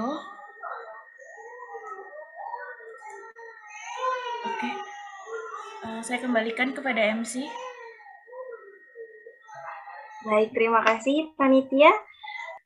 Mungkin kita sudah berada di dalam rangkaian acara terakhir, dapat disimpulkan juga dari materi yang tadi, yaitu di kota Jepang juga banyak menyediakan layanan pengambilan sampah atau pengelolaan sampah terhadap warganya, sehingga untuk warganya mudah untuk mengakses atau mengetahui info-info dari pengelolaan sampah tersebut. Kemudian tadi juga disampaikan melalui informasi pamflet ataupun informasi teknologi lainnya sehingga warga di Jepang mudah untuk mengetahui peraturan pembuangan sampah di daerah masing-masing. Dan ini juga sebagai salah satu proses untuk membantu supaya memastikan lingkungannya bersih. Nah, ini menarik sekali ya tadi materinya, dan juga untuk cara pengelolaan sampah di Jepang kita juga ketahui caranya hampir sama dengan di Indonesia, dan juga di Indonesia sudah menerapkan hal yang sama seperti yang di Jepang. Yang paling berbeda dari Jepang dan Indonesia ini juga tadi kita ketahui untuk pembelajarannya, karena di Jepang juga mungkin sudah ditanamkan sejak dini untuk cara membuang sampah yang benar dari sejak kecil. Nah, maka dari itu memang seharusnya yang harus ditanamkan dalam diri kita, yaitu selain kita harus menjaga rumah, kita juga harus menjaga lingkungan kita sendiri. Baik, segitu yang dapat saya sampaikan. Mungkin terima kasih banyak kepada Bapak Fitrio karena telah berkenan menjadi pemateri hari ini. Semoga kita dapat bertemu kembali Pak di sesi KIC tahun depan. Terima kasih banyak Bapak. Sama-sama, saya sangat terima kasih juga sudah diundang. Baik, sebelum ke acara terakhir, kita akan ada sesi foto bersama terlebih dahulu. Pada panitia yang bertugas, saya persilahkan. Dimohon untuk semua partisipan harap on kamera karena sesi dokumentasi akan saya mulai. Saya akan capture dari slide pertama terlebih dahulu.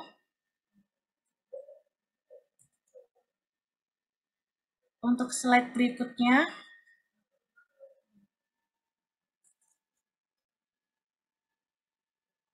kemudian untuk slide berikutnya,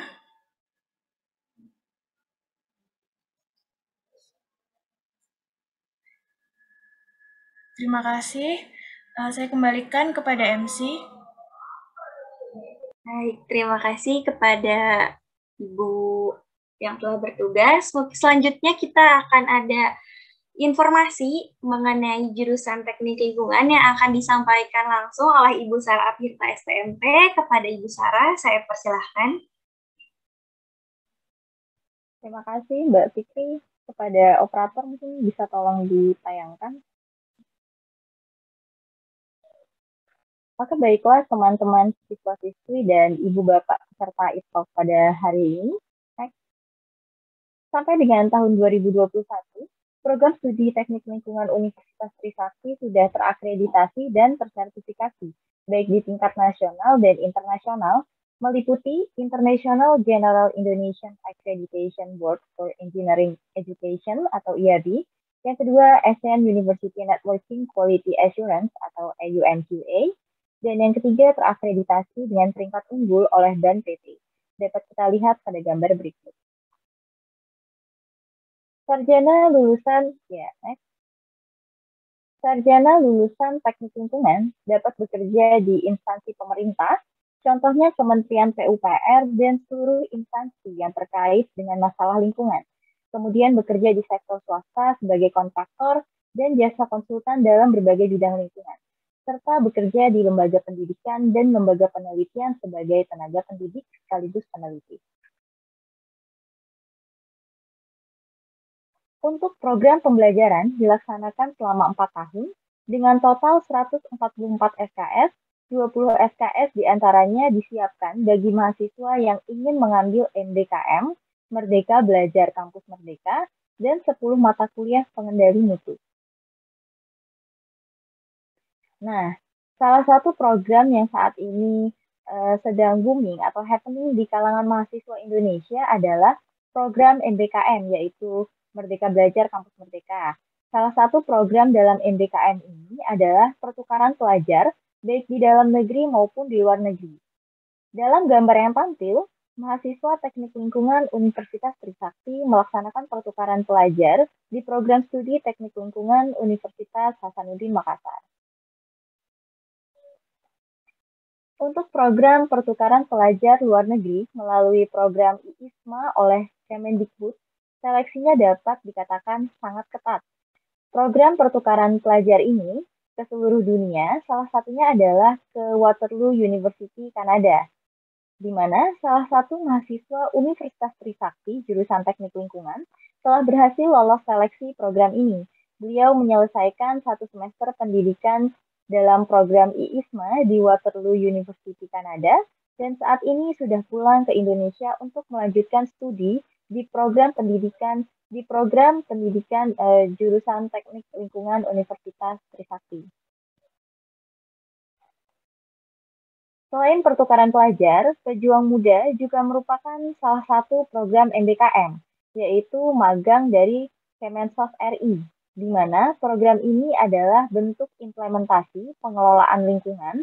Mahasiswa selama 1 semester berperan terjun langsung ke lapangan dan masyarakat. Dalam tayangan ini, ada 2 mahasiswa Teknik Lingkungan Universitas Trisakti yang lolos seleksi program muda, dan saat ini ditempatkan di Beto Ambari, Sulawesi Tenggara, dan Kecamatan Bengalon, Kalimantan Timur pada slide selanjutnya. Ini berlokasi di Kecamatan Bengalon, Kalimantan Timur. Oke, selanjutnya. Selanjutnya adalah salah satu kegiatan pembelajaran di Prodi Teknik Lingkungan adalah kuliah praktik. Kegiatan ini merupakan bentuk kerjasama antara jurusan Teknik Lingkungan dan Kementerian PUPR. Mahasiswa dapat berlatih kuliah praktik di workshop atau bengkel milik Balai Teknik Air Minum Kementerian PUPR. Kegiatan ini meliputi pendeteksian kebocoran air di pipa, cara pemotongan dan menyambung pipa distribusi air, analisis karakteristik sampah, mengamati instalasi pompa pada pengolahan air limbah maupun air bersih, dan lain sebagainya.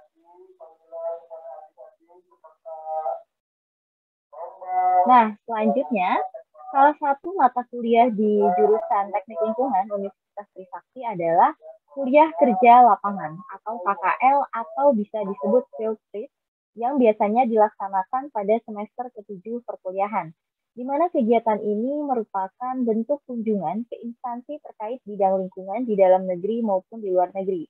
Dalam gambar berikut, pada tahun 2018, jurusan Teknik Lingkungan Universitas Trisakti melakukan kunjungan ke Bali, menjumpai PDAM Sarbagita, instalasi pengolahan lumpur tinja, dan Denpasar Sewerage Development Project. Selanjutnya, pada tahun 2019, jurusan Teknik Lingkungan Universitas Trisakti juga melakukan kunjungan ke Thailand dengan mendatangi Chulalongkorn University, khususnya Environmental Engineering Department, dan Bangsa Environmental Education and Conservation. Di mana sebelum pandemi merebak pada awal tahun 2020, jurusan Teknik Lingkungan Universitas Trisakti juga sempat melakukan kunjungan ke Water and Water Treatment Singapura. Oke, dalam slide berikut dapat dilihat ya bahwa mahasiswa jurusan Teknik Lingkungan Universitas Trisakti juga sudah menorehkan prestasi, baik di bidang akademik dan non-akademik. Prestasi ini berada di kancah nasional dan internasional, jadi mahasiswa wajib untuk bisa aktif dan inovatif. Seperti pada gambar berikut, prestasi akademik yang berhasil diraih berupa silver medal pada Korea International Youth Olympiad dan lomba proposal penelitian dan hibah PKM di tingkat nasional dan internal universitas.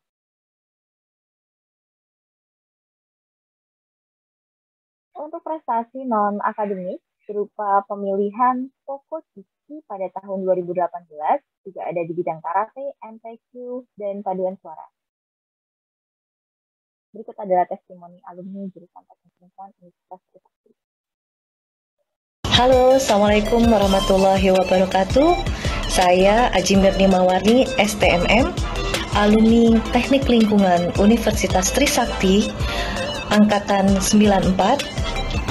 Saya Alberto Renaldo, merupakan alumni Teknik Lingkungan Trisakti Angkatan 1997. Assalamualaikum, saya Adi Ratna Endro, alumni Universitas Trisakti, jurusan Teknik Lingkungan, Angkatan tahun 1994. Saat ini saya sebagai anggota Dewan Perwakilan Daerah Republik Indonesia, mewakili daerah Kalimantan Timur. Kepala Balai Prasarana Pemukiman Wilayah Kepulauan Riau, Direktorat Jenderal Cipta Karya Kementerian PUPR.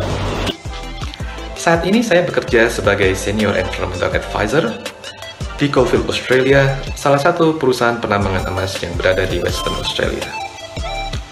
Saya memiliki pandangan bahwa ke depannya lulusan atau sarjana teknik lingkungan akan memiliki prospek yang sangat baik, baik itu di dalam negeri maupun di luar negeri.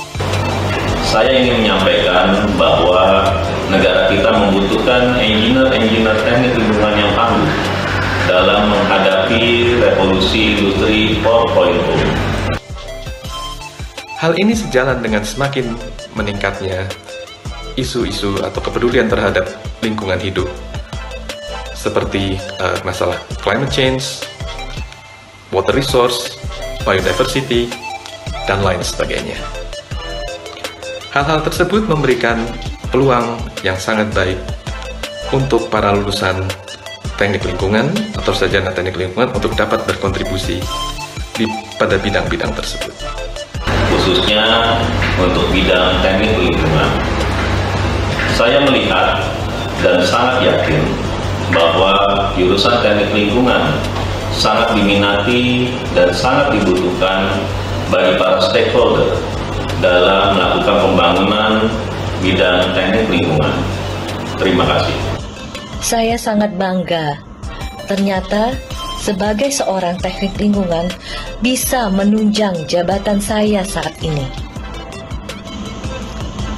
Wassalamualaikum warahmatullahi wabarakatuh.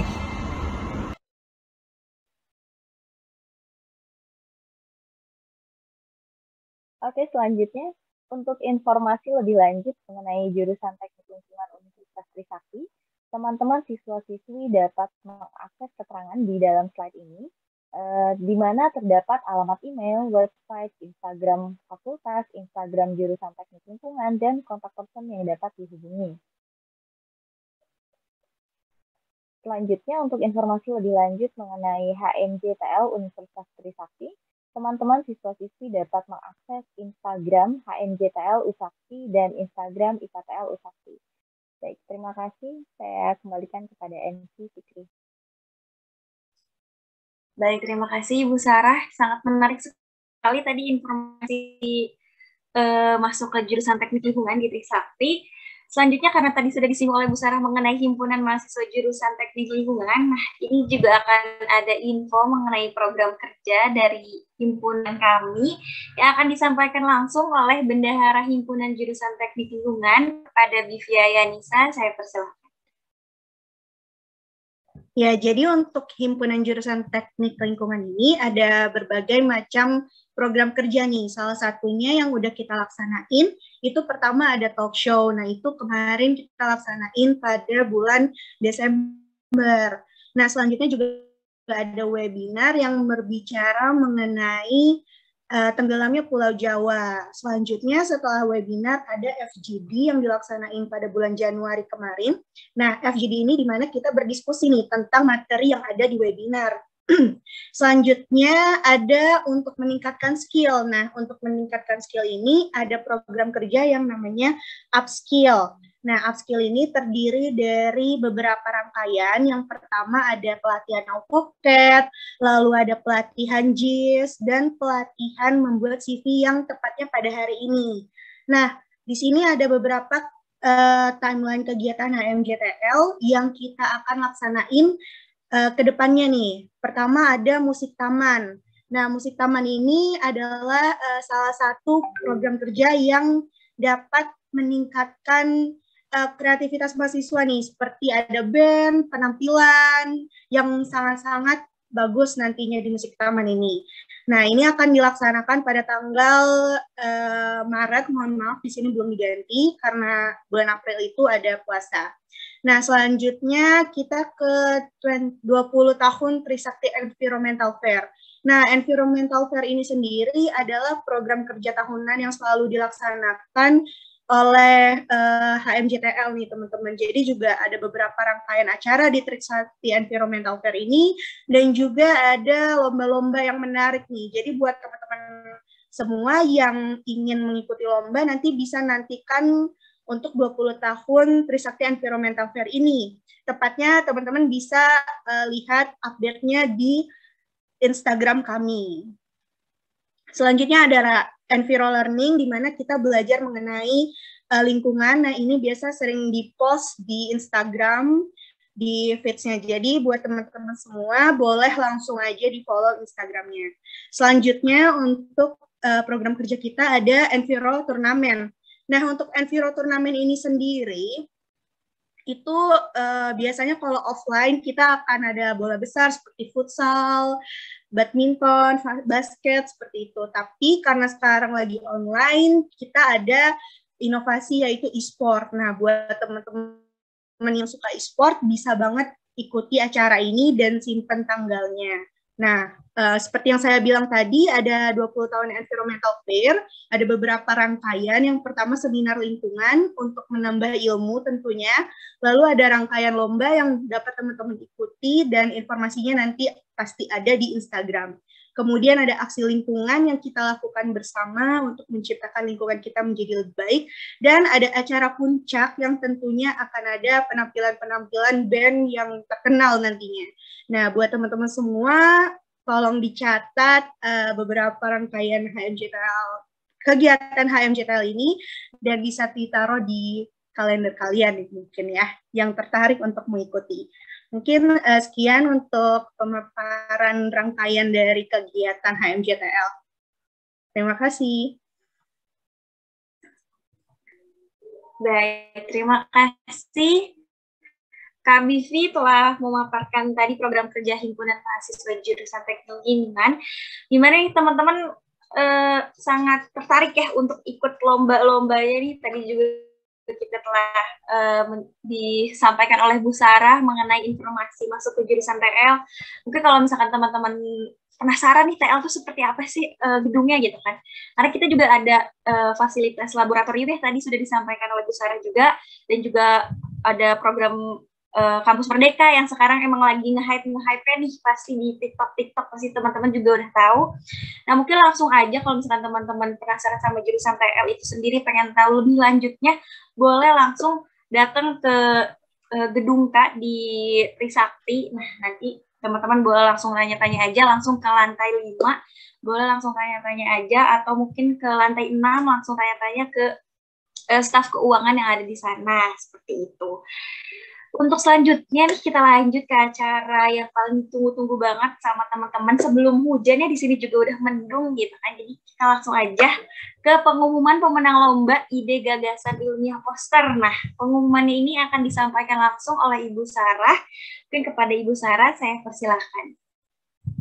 Baik, terima kasih Mbak Fikri. Baiklah teman-teman siswa-siswi dan ibu bapak peserta ITOL, sampailah kita pada pengumuman pemenang lomba poster tingkat nasional KIC 2022 yang merupakan Seventh Enviro Award dengan tema Kelola Sampah dengan Teknologi Digital yang diselenggarakan oleh jurusan Teknik Lingkungan Fakultas Arsitektur Landskap dan Teknologi Lingkungan Universitas Trisakti. Sebelumnya, penilaian poster ini berdasarkan 4 kriteria, yaitu orisinalitas, kesesuaian ide atau gagasan dengan tema, visualisasi, dan manfaat. Dinilai oleh tim juri yang diketuai oleh Ibu Pramiati Purwaningrum STMT, selaku Kaprodi Teknik Lingkungan Universitas Trisakti yang berkecimpung di dalam bidang pengelolaan persampahan. Anggota tim juri terdiri dari Ibu Mona Windu ST, selaku founder Bank Sampah Bakti Semesta dan pendamping Dropes Jakarta, dan Ibu Pranandia Wijayanti ST, selaku External Manager IWOS RJ. Dari banyak poster yang berhasil masuk mengikuti kompetisi, maka terpilihlah 3 pemenang dan 1 juara favorit, di mana SMA Alfitian Tangerang dengan judul poster Be Waste, Detect Waste, aplikasi mobile pendeteksi sampah dengan slogan mengelola sampah, menyelamatkan bumi.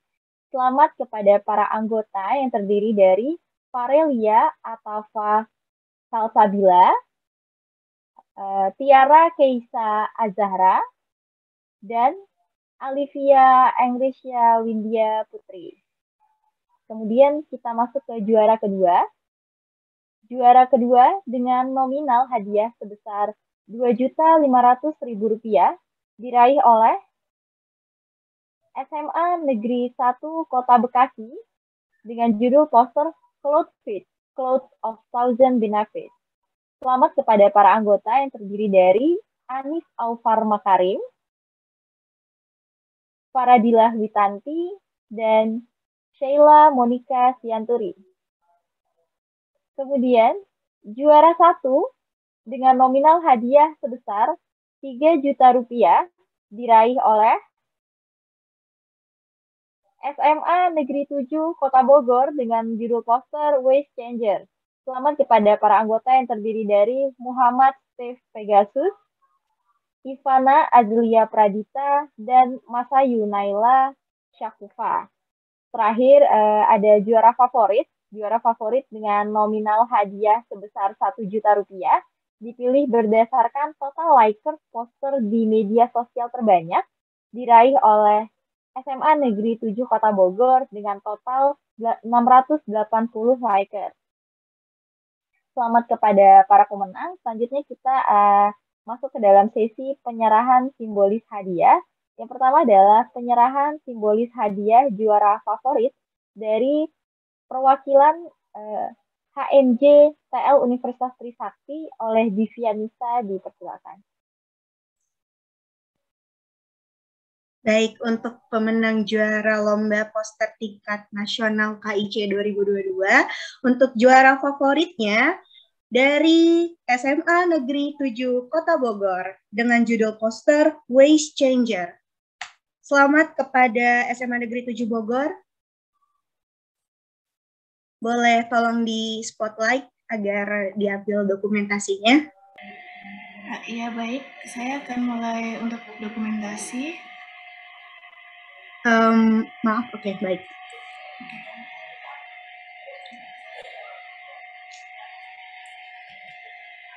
Oke, baik. Silakan dilanjutkan. Baik, terima kasih kepada Bu Sarah. Saya kembalikan kepada Bu Sarah. Selamat sebelum. Ya, selanjutnya penyerahan simbolis hadiah juara 3 oleh Bapak Andiono Ari Esi, selaku Ketua EKTL Universitas Trisakti. Dipersilakan kepada Bapak Andiono. Mohon maaf di-insert ya, bisa di spotlight Pak Andiononya.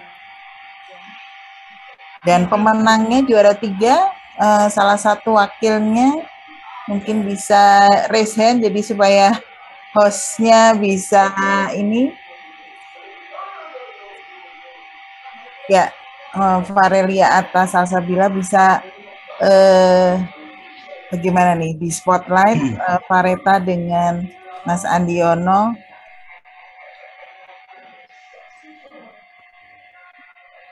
Apakah ini ininya tidak perlu share screen mungkin apa bagaimana ya? Oh ya, mungkin bisa operator bisa di pause dulu satu. Ya, nah, silakan Mas Andiono, mungkin menyerahkan secara simbolis saja, ada sepatah dua patah kata, silakan. Baik, terima kasih banyak atas waktu dan kesempatannya, Mbak Ibu dan teman-teman semuanya. Mohon maaf atas keterlambatan kehadiran saya di acara pagi ini, karena kan kondisi badan yang kurang enak tadi pagi. Oke, selamat kepada juara ketiga pemenang program KIC dari Teknik Lingkungan Trisakti. Dari SMA mana ini, Mbak? Dari SMA Alfitrian Tangerang, Pak. Oke, dari SMA Alfitrian Tangerang. Ini perwakilannya Mbak Farelia Atafa Salsabila ya. Oke, selamat ya Mbak atas kemenangan ini. dan tim. Semoga apa yang sudah Mbak Verelia dan teman-teman dapatkan di acara ini menjadi motivasi untuk bisa menjadikan teman-teman semua ini, generasi muda, ini generasi Y ya, agar ke depan peduli dengan sampah dan menjadi generasi penerus yang bisa memberikan kontribusi untuk bangsa dan negara menjadi negara Indonesia yang zero waste atau bebas sampah. Karena kepada teman-teman semua sekalian di sini yang masih muda-muda, harapan besar agar Indonesia menjadi bersih dan hijau. Sekian, terima kasih Mbak Bu Pramiati atas penyerahannya. Selamat dan sukses untuk NP Fair kepada teman-teman himpunan ya. Belum NV Fair, Mas. Ini baru KIC Invero. Oh, KIC-nya. Tapi ini adalah salah satu maraton acara ya, Mbak ya? Nanti acaranya sendiri itu himpunan kalau NV Fair. Ya, ini dari jurusan. Ya. Oke, baik. Tapi memang berturut-turut ini nanti. Oh iya, Mbak. Oke, ya, Mbak. Maaf, terima kasih. Nggak apa-apa, Mas Andiono. Terima kasih sudah hadir. Ya, oke. Selamat ya sama teman-teman semuanya ya. Oke, selamat siang. Sampai jumpa. Terima kasih Bapak Andiono. Selanjutnya kita sampai kepada penyerahan simbolis hadiah juara 2 oleh Bapak Magiatoto Tersiawan STMS selaku Sekretaris Jenderal IATI. Kepada Bapak Magiatoto dipersilakan.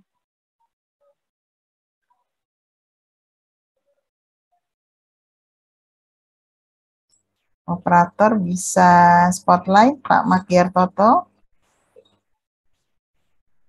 Pak Magiatotonya di spotlight.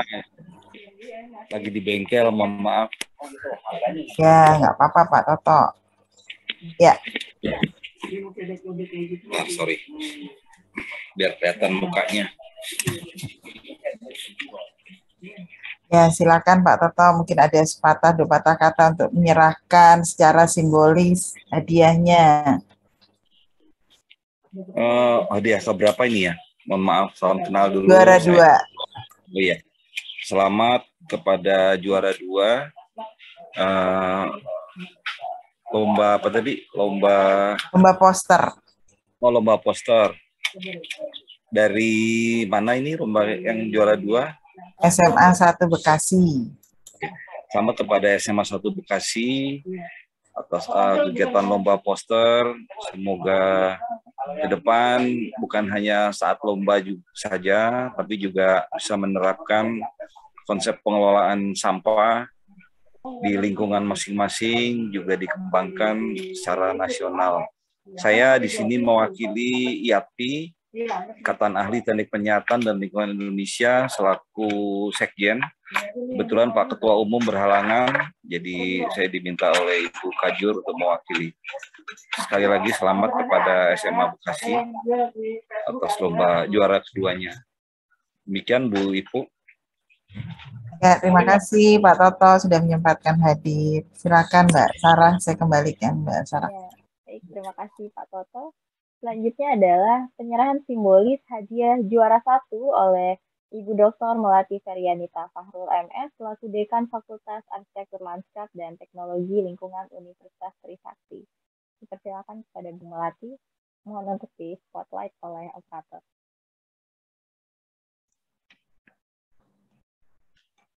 Baik, Mbak Sarah, kemana yang juara 1?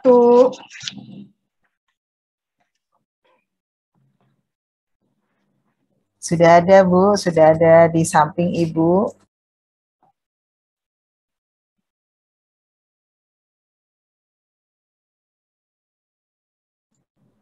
Ya, selamat ya kepada pemenang pertama atau juara 1 acara Lomba Poster Seven Knowledge Innovation and Collaboration atau KIC ya, jurusan Teknik Lingkungan, Fakultas Arsitektur Lanskap dan Teknologi Lingkungan Universitas Trisakti. Nah, sekali lagi selamat. Tetapi sebenarnya semua poster-poster yang terkirim itu bagus-bagus sekali, ya, baik semuanya. Jadi sebenarnya bingung juri menentukan. Ini rezekinya sekarang ada di Ananda Ivana Azlia Pradita. Kemudian dari Masayu Naila dan Muhammad Stef Pegasus SMA 7 Kota Bogor. Ya. Kepada yang sudah berpartisipasi, ya tetap semangat dan terus ikut lomba-lomba yang akan diadakan oleh jurusan Teknik Lingkungan Universitas Trisakti ya. Nah, yang ingin saya tanyakan, ada nggak di sini yang kelas 3? Siapa yang kelas 3? Muhammad Stef, kelas berapa? Kelas 11, Bu. Kita semua di sini kelas 11, Bu. Kelas 11 tuh kelas 2 ya? Oh, kelas 2. Ya, nanti kalau kelas 3 ini pemenang-pemenangnya bisa memberikan, jadi bisa diterima di jurusan Teknik Lingkungan ya Bu Pramiati ya, dengan menggunakan jalur rapot ya Bu, para pemenangnya ya. Baik Ibu. Ya. Ini dapat support dari Bu Dekan, terima kasih Bu Dekan. Ya, silakan memberikan raportnya untuk dapat bebas pendaftaran di jurusan Teknik Lingkungan. Kemudian setelah lulus dari S1 dan Teknik Lingkungan bisa sekolah ke Jepang kayak Bang Fitrio tadi, atau ke Mbak Astari itu ke Jerman, bisa kemana-mana ya. Nah, jadi sekali lagi selamat kepada pemenang juara 1, juara kedua juga, juara ketiga, dan semua partisipan yang telah ikut lomba poster ini. Demikian, tetap semangat. Assalamualaikum. Waalaikumsalam, terima kasih Bu Dekan. Waalaikumsalam, terima kasih Bu. Terima kasih Bu Melati dan para pemenang lomba.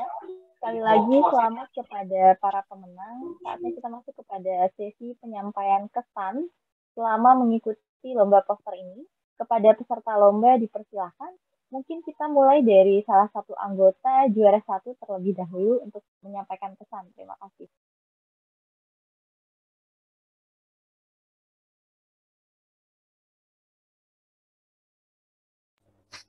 Mungkin ditunjuk aja Mbak Sarah. Oke. Iya, dari ketuanya mungkin ya, Muhammad Stef Pegasus. Silakan. Nah, iya. Ya. Sebelumnya perkenalkan, nama saya Muhammad Stef Pegasus. Saya di sini sebagai perwakilan dari SMA Negeri 7 Kota Bogor, sekaligus juga ketua dari tim West Changer. Sebelumnya ingin mengucapkan terima kasih sebanyak-banyak kepada Fakultas Teknik Lingkungan dari Universitas Trisakti. Jurusan Teknik Lingkungan. Ya, jurusan Teknik Lingkungan. Ya. Ya, karena telah memberikan kesempatan kami untuk mencurahkan ide kami untuk ikut membantu membantu menyelesaikan persoalan sampah di Indonesia. Mbak Sarah, saya boleh nanya nggak Mbak Sarah? Iya, boleh, silakan. Kak, siapa? Steve ya? Panggilannya apa? Steve? Iya, Steve. Steve. Saya mau tanya, bagaimana caranya tuh? Likersnya cukup banyak. Gimana ada caranya memberikan effort buat teman-temannya untuk like gitu ya? Ini karena emang para juri juga sampai bingung gitu ya. Semua poster memang baik-baik gitu ya, bagus-bagus, sampai bingung cara ininya. Tapi likers yang paling banyak nih dari SMA 7 Bogor nih, bisa diceritakan nggak pengalaman? Ya, kebetulan kita juga ini pasti nge-share link terutama ke SMA Negeri 7 Kota Bogor terlebih dahulu. Lalu kita juga share link juga ke kerabat-kerabat kita. Nah, dari kerabat itu dia langsung share link lagi ke teman-temannya atau tetangga-tetangganya. Nah, jadi lebih banyak gitu. Keren, sip ya. Tahun depan ikut lagi ya. Jauh. Silakan Mbak Sarah. Oke, baik Bu. Mungkin bisa disampaikan pesan dari peserta lomba yang lainnya. Mungkin dari SMA 109 Jakarta, tadi saya ada lihat SMA 109 Jakarta.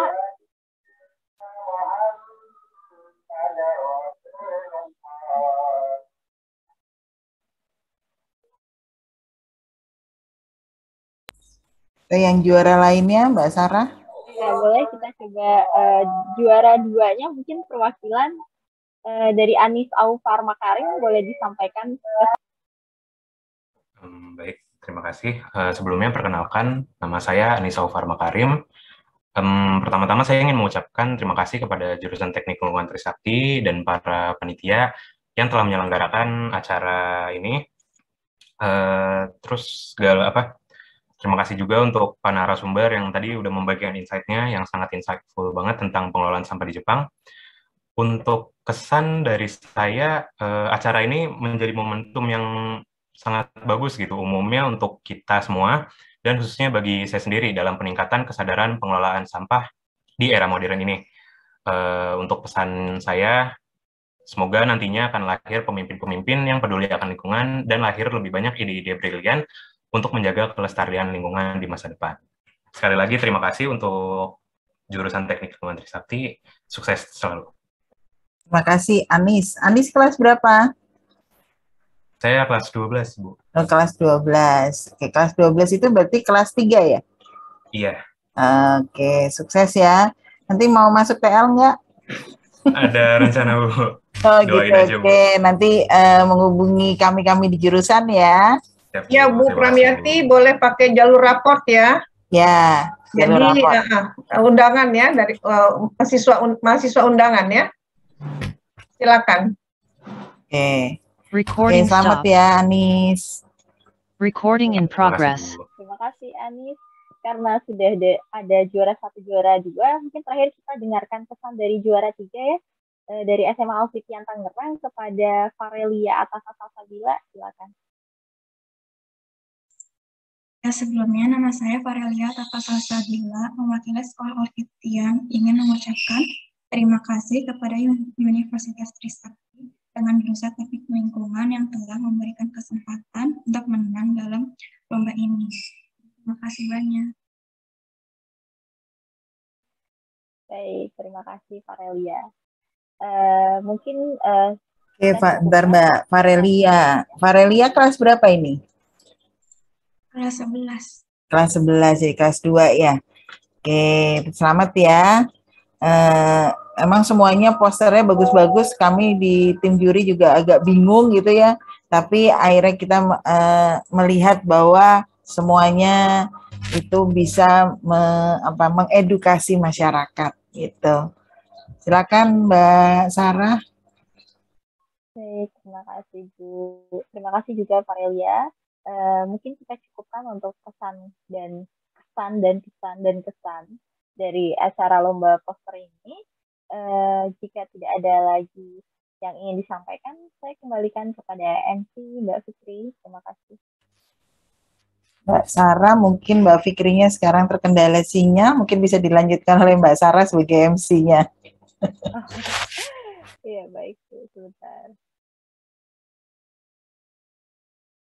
Oke, kita masuk ke acara selanjutnya, yaitu penutupan oleh Ketua Jurusan Teknik Lingkungan Universitas Trisakti oleh Ibu Pramiati Purwaningrum STMT. Dipersilakan.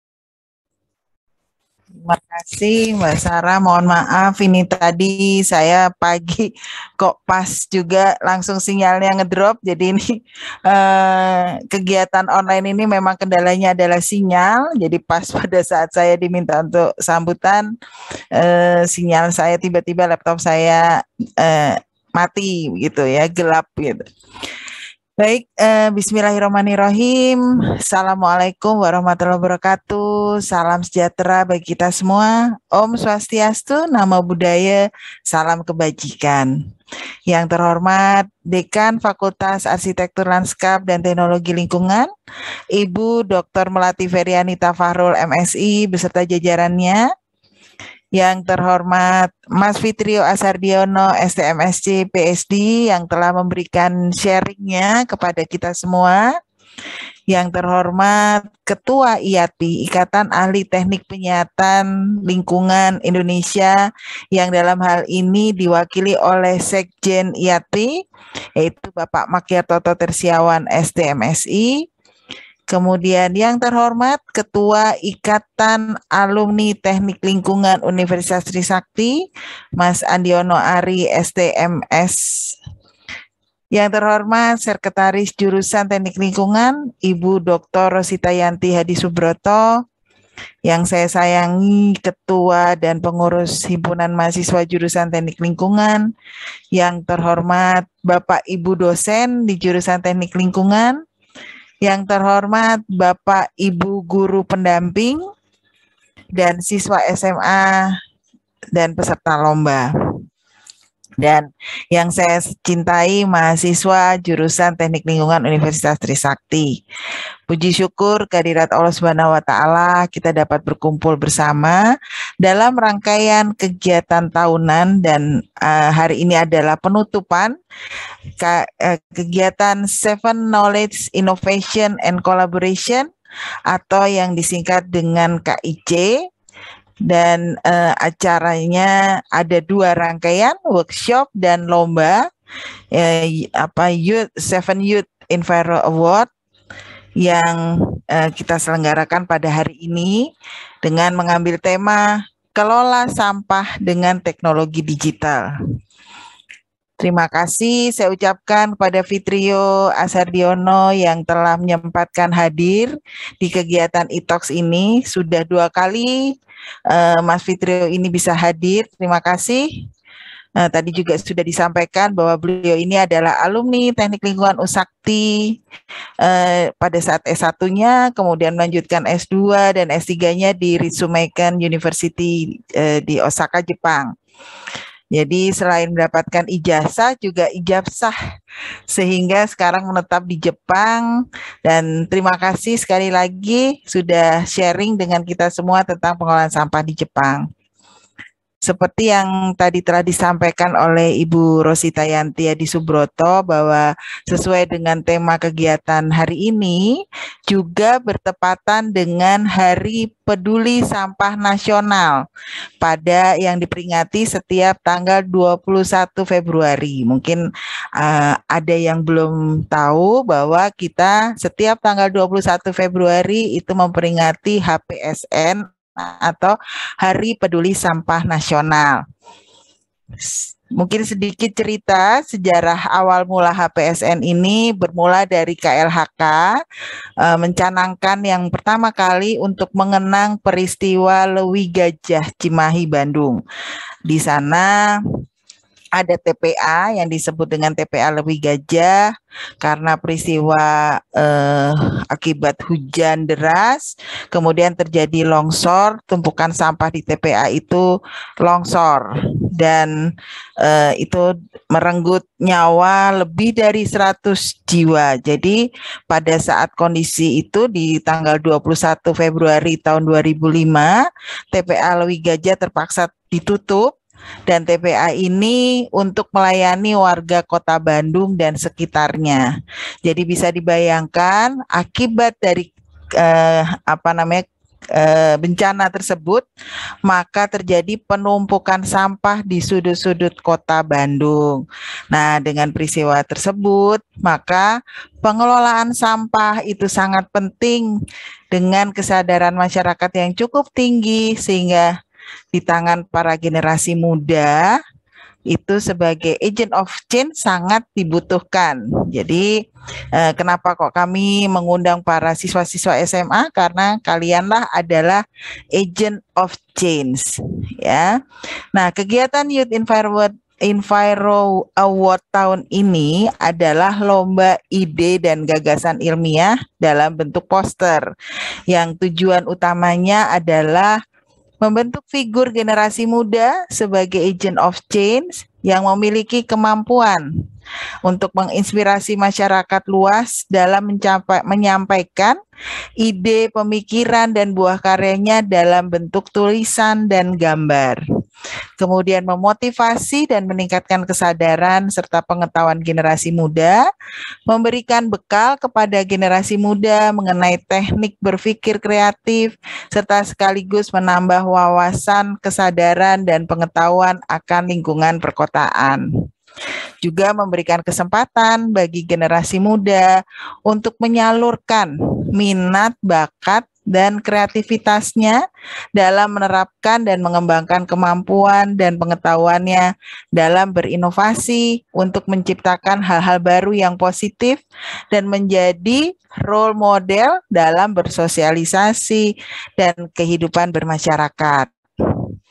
Nah, saya selipkan sedikit informasi bahwa pada tahun 2021 ini jurusan Teknik Lingkungan Universitas Trisakti telah mendapatkan telah mendapatkan akreditasi unggul dari BAN PT, kemudian akreditasi internasional Indonesian Accreditation Board for Engineering Education atau IABI, dan sertifikasi internasional Asian University Network Quality Assurance AUNQA.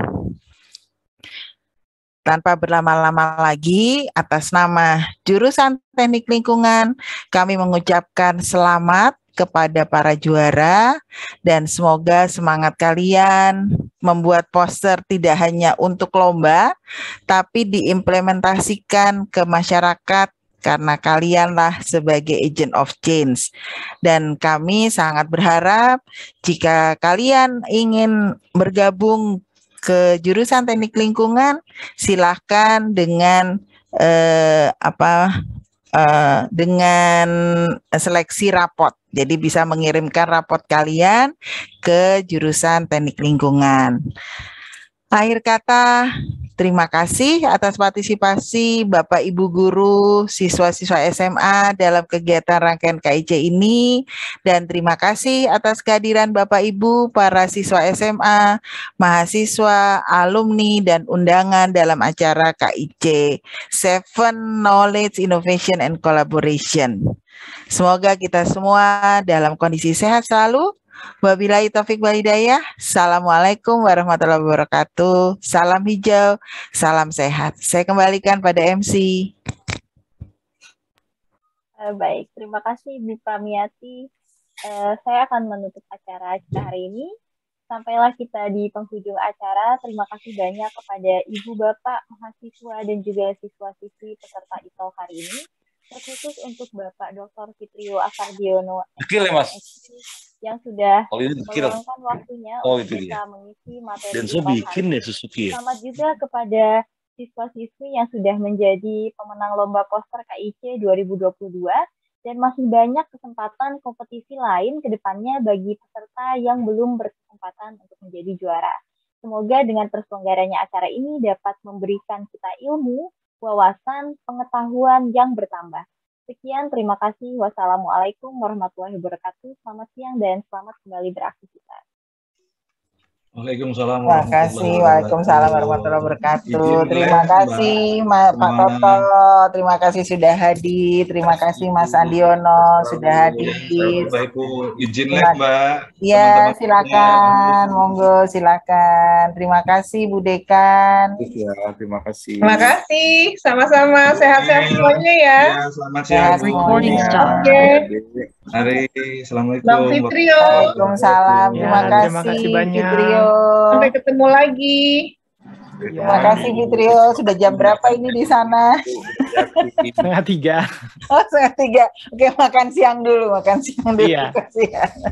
Oke, salam buat istri, salam buat keluarga semua. Oke, terima kasih. Live ya. Ya, Bu, terima kasih semua panitia. Sudah. Waalaikumsalam, Bu Mel. Sama sih tulisannya.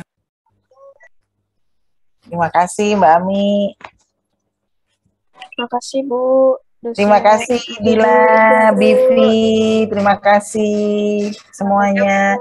Ibu Tanti.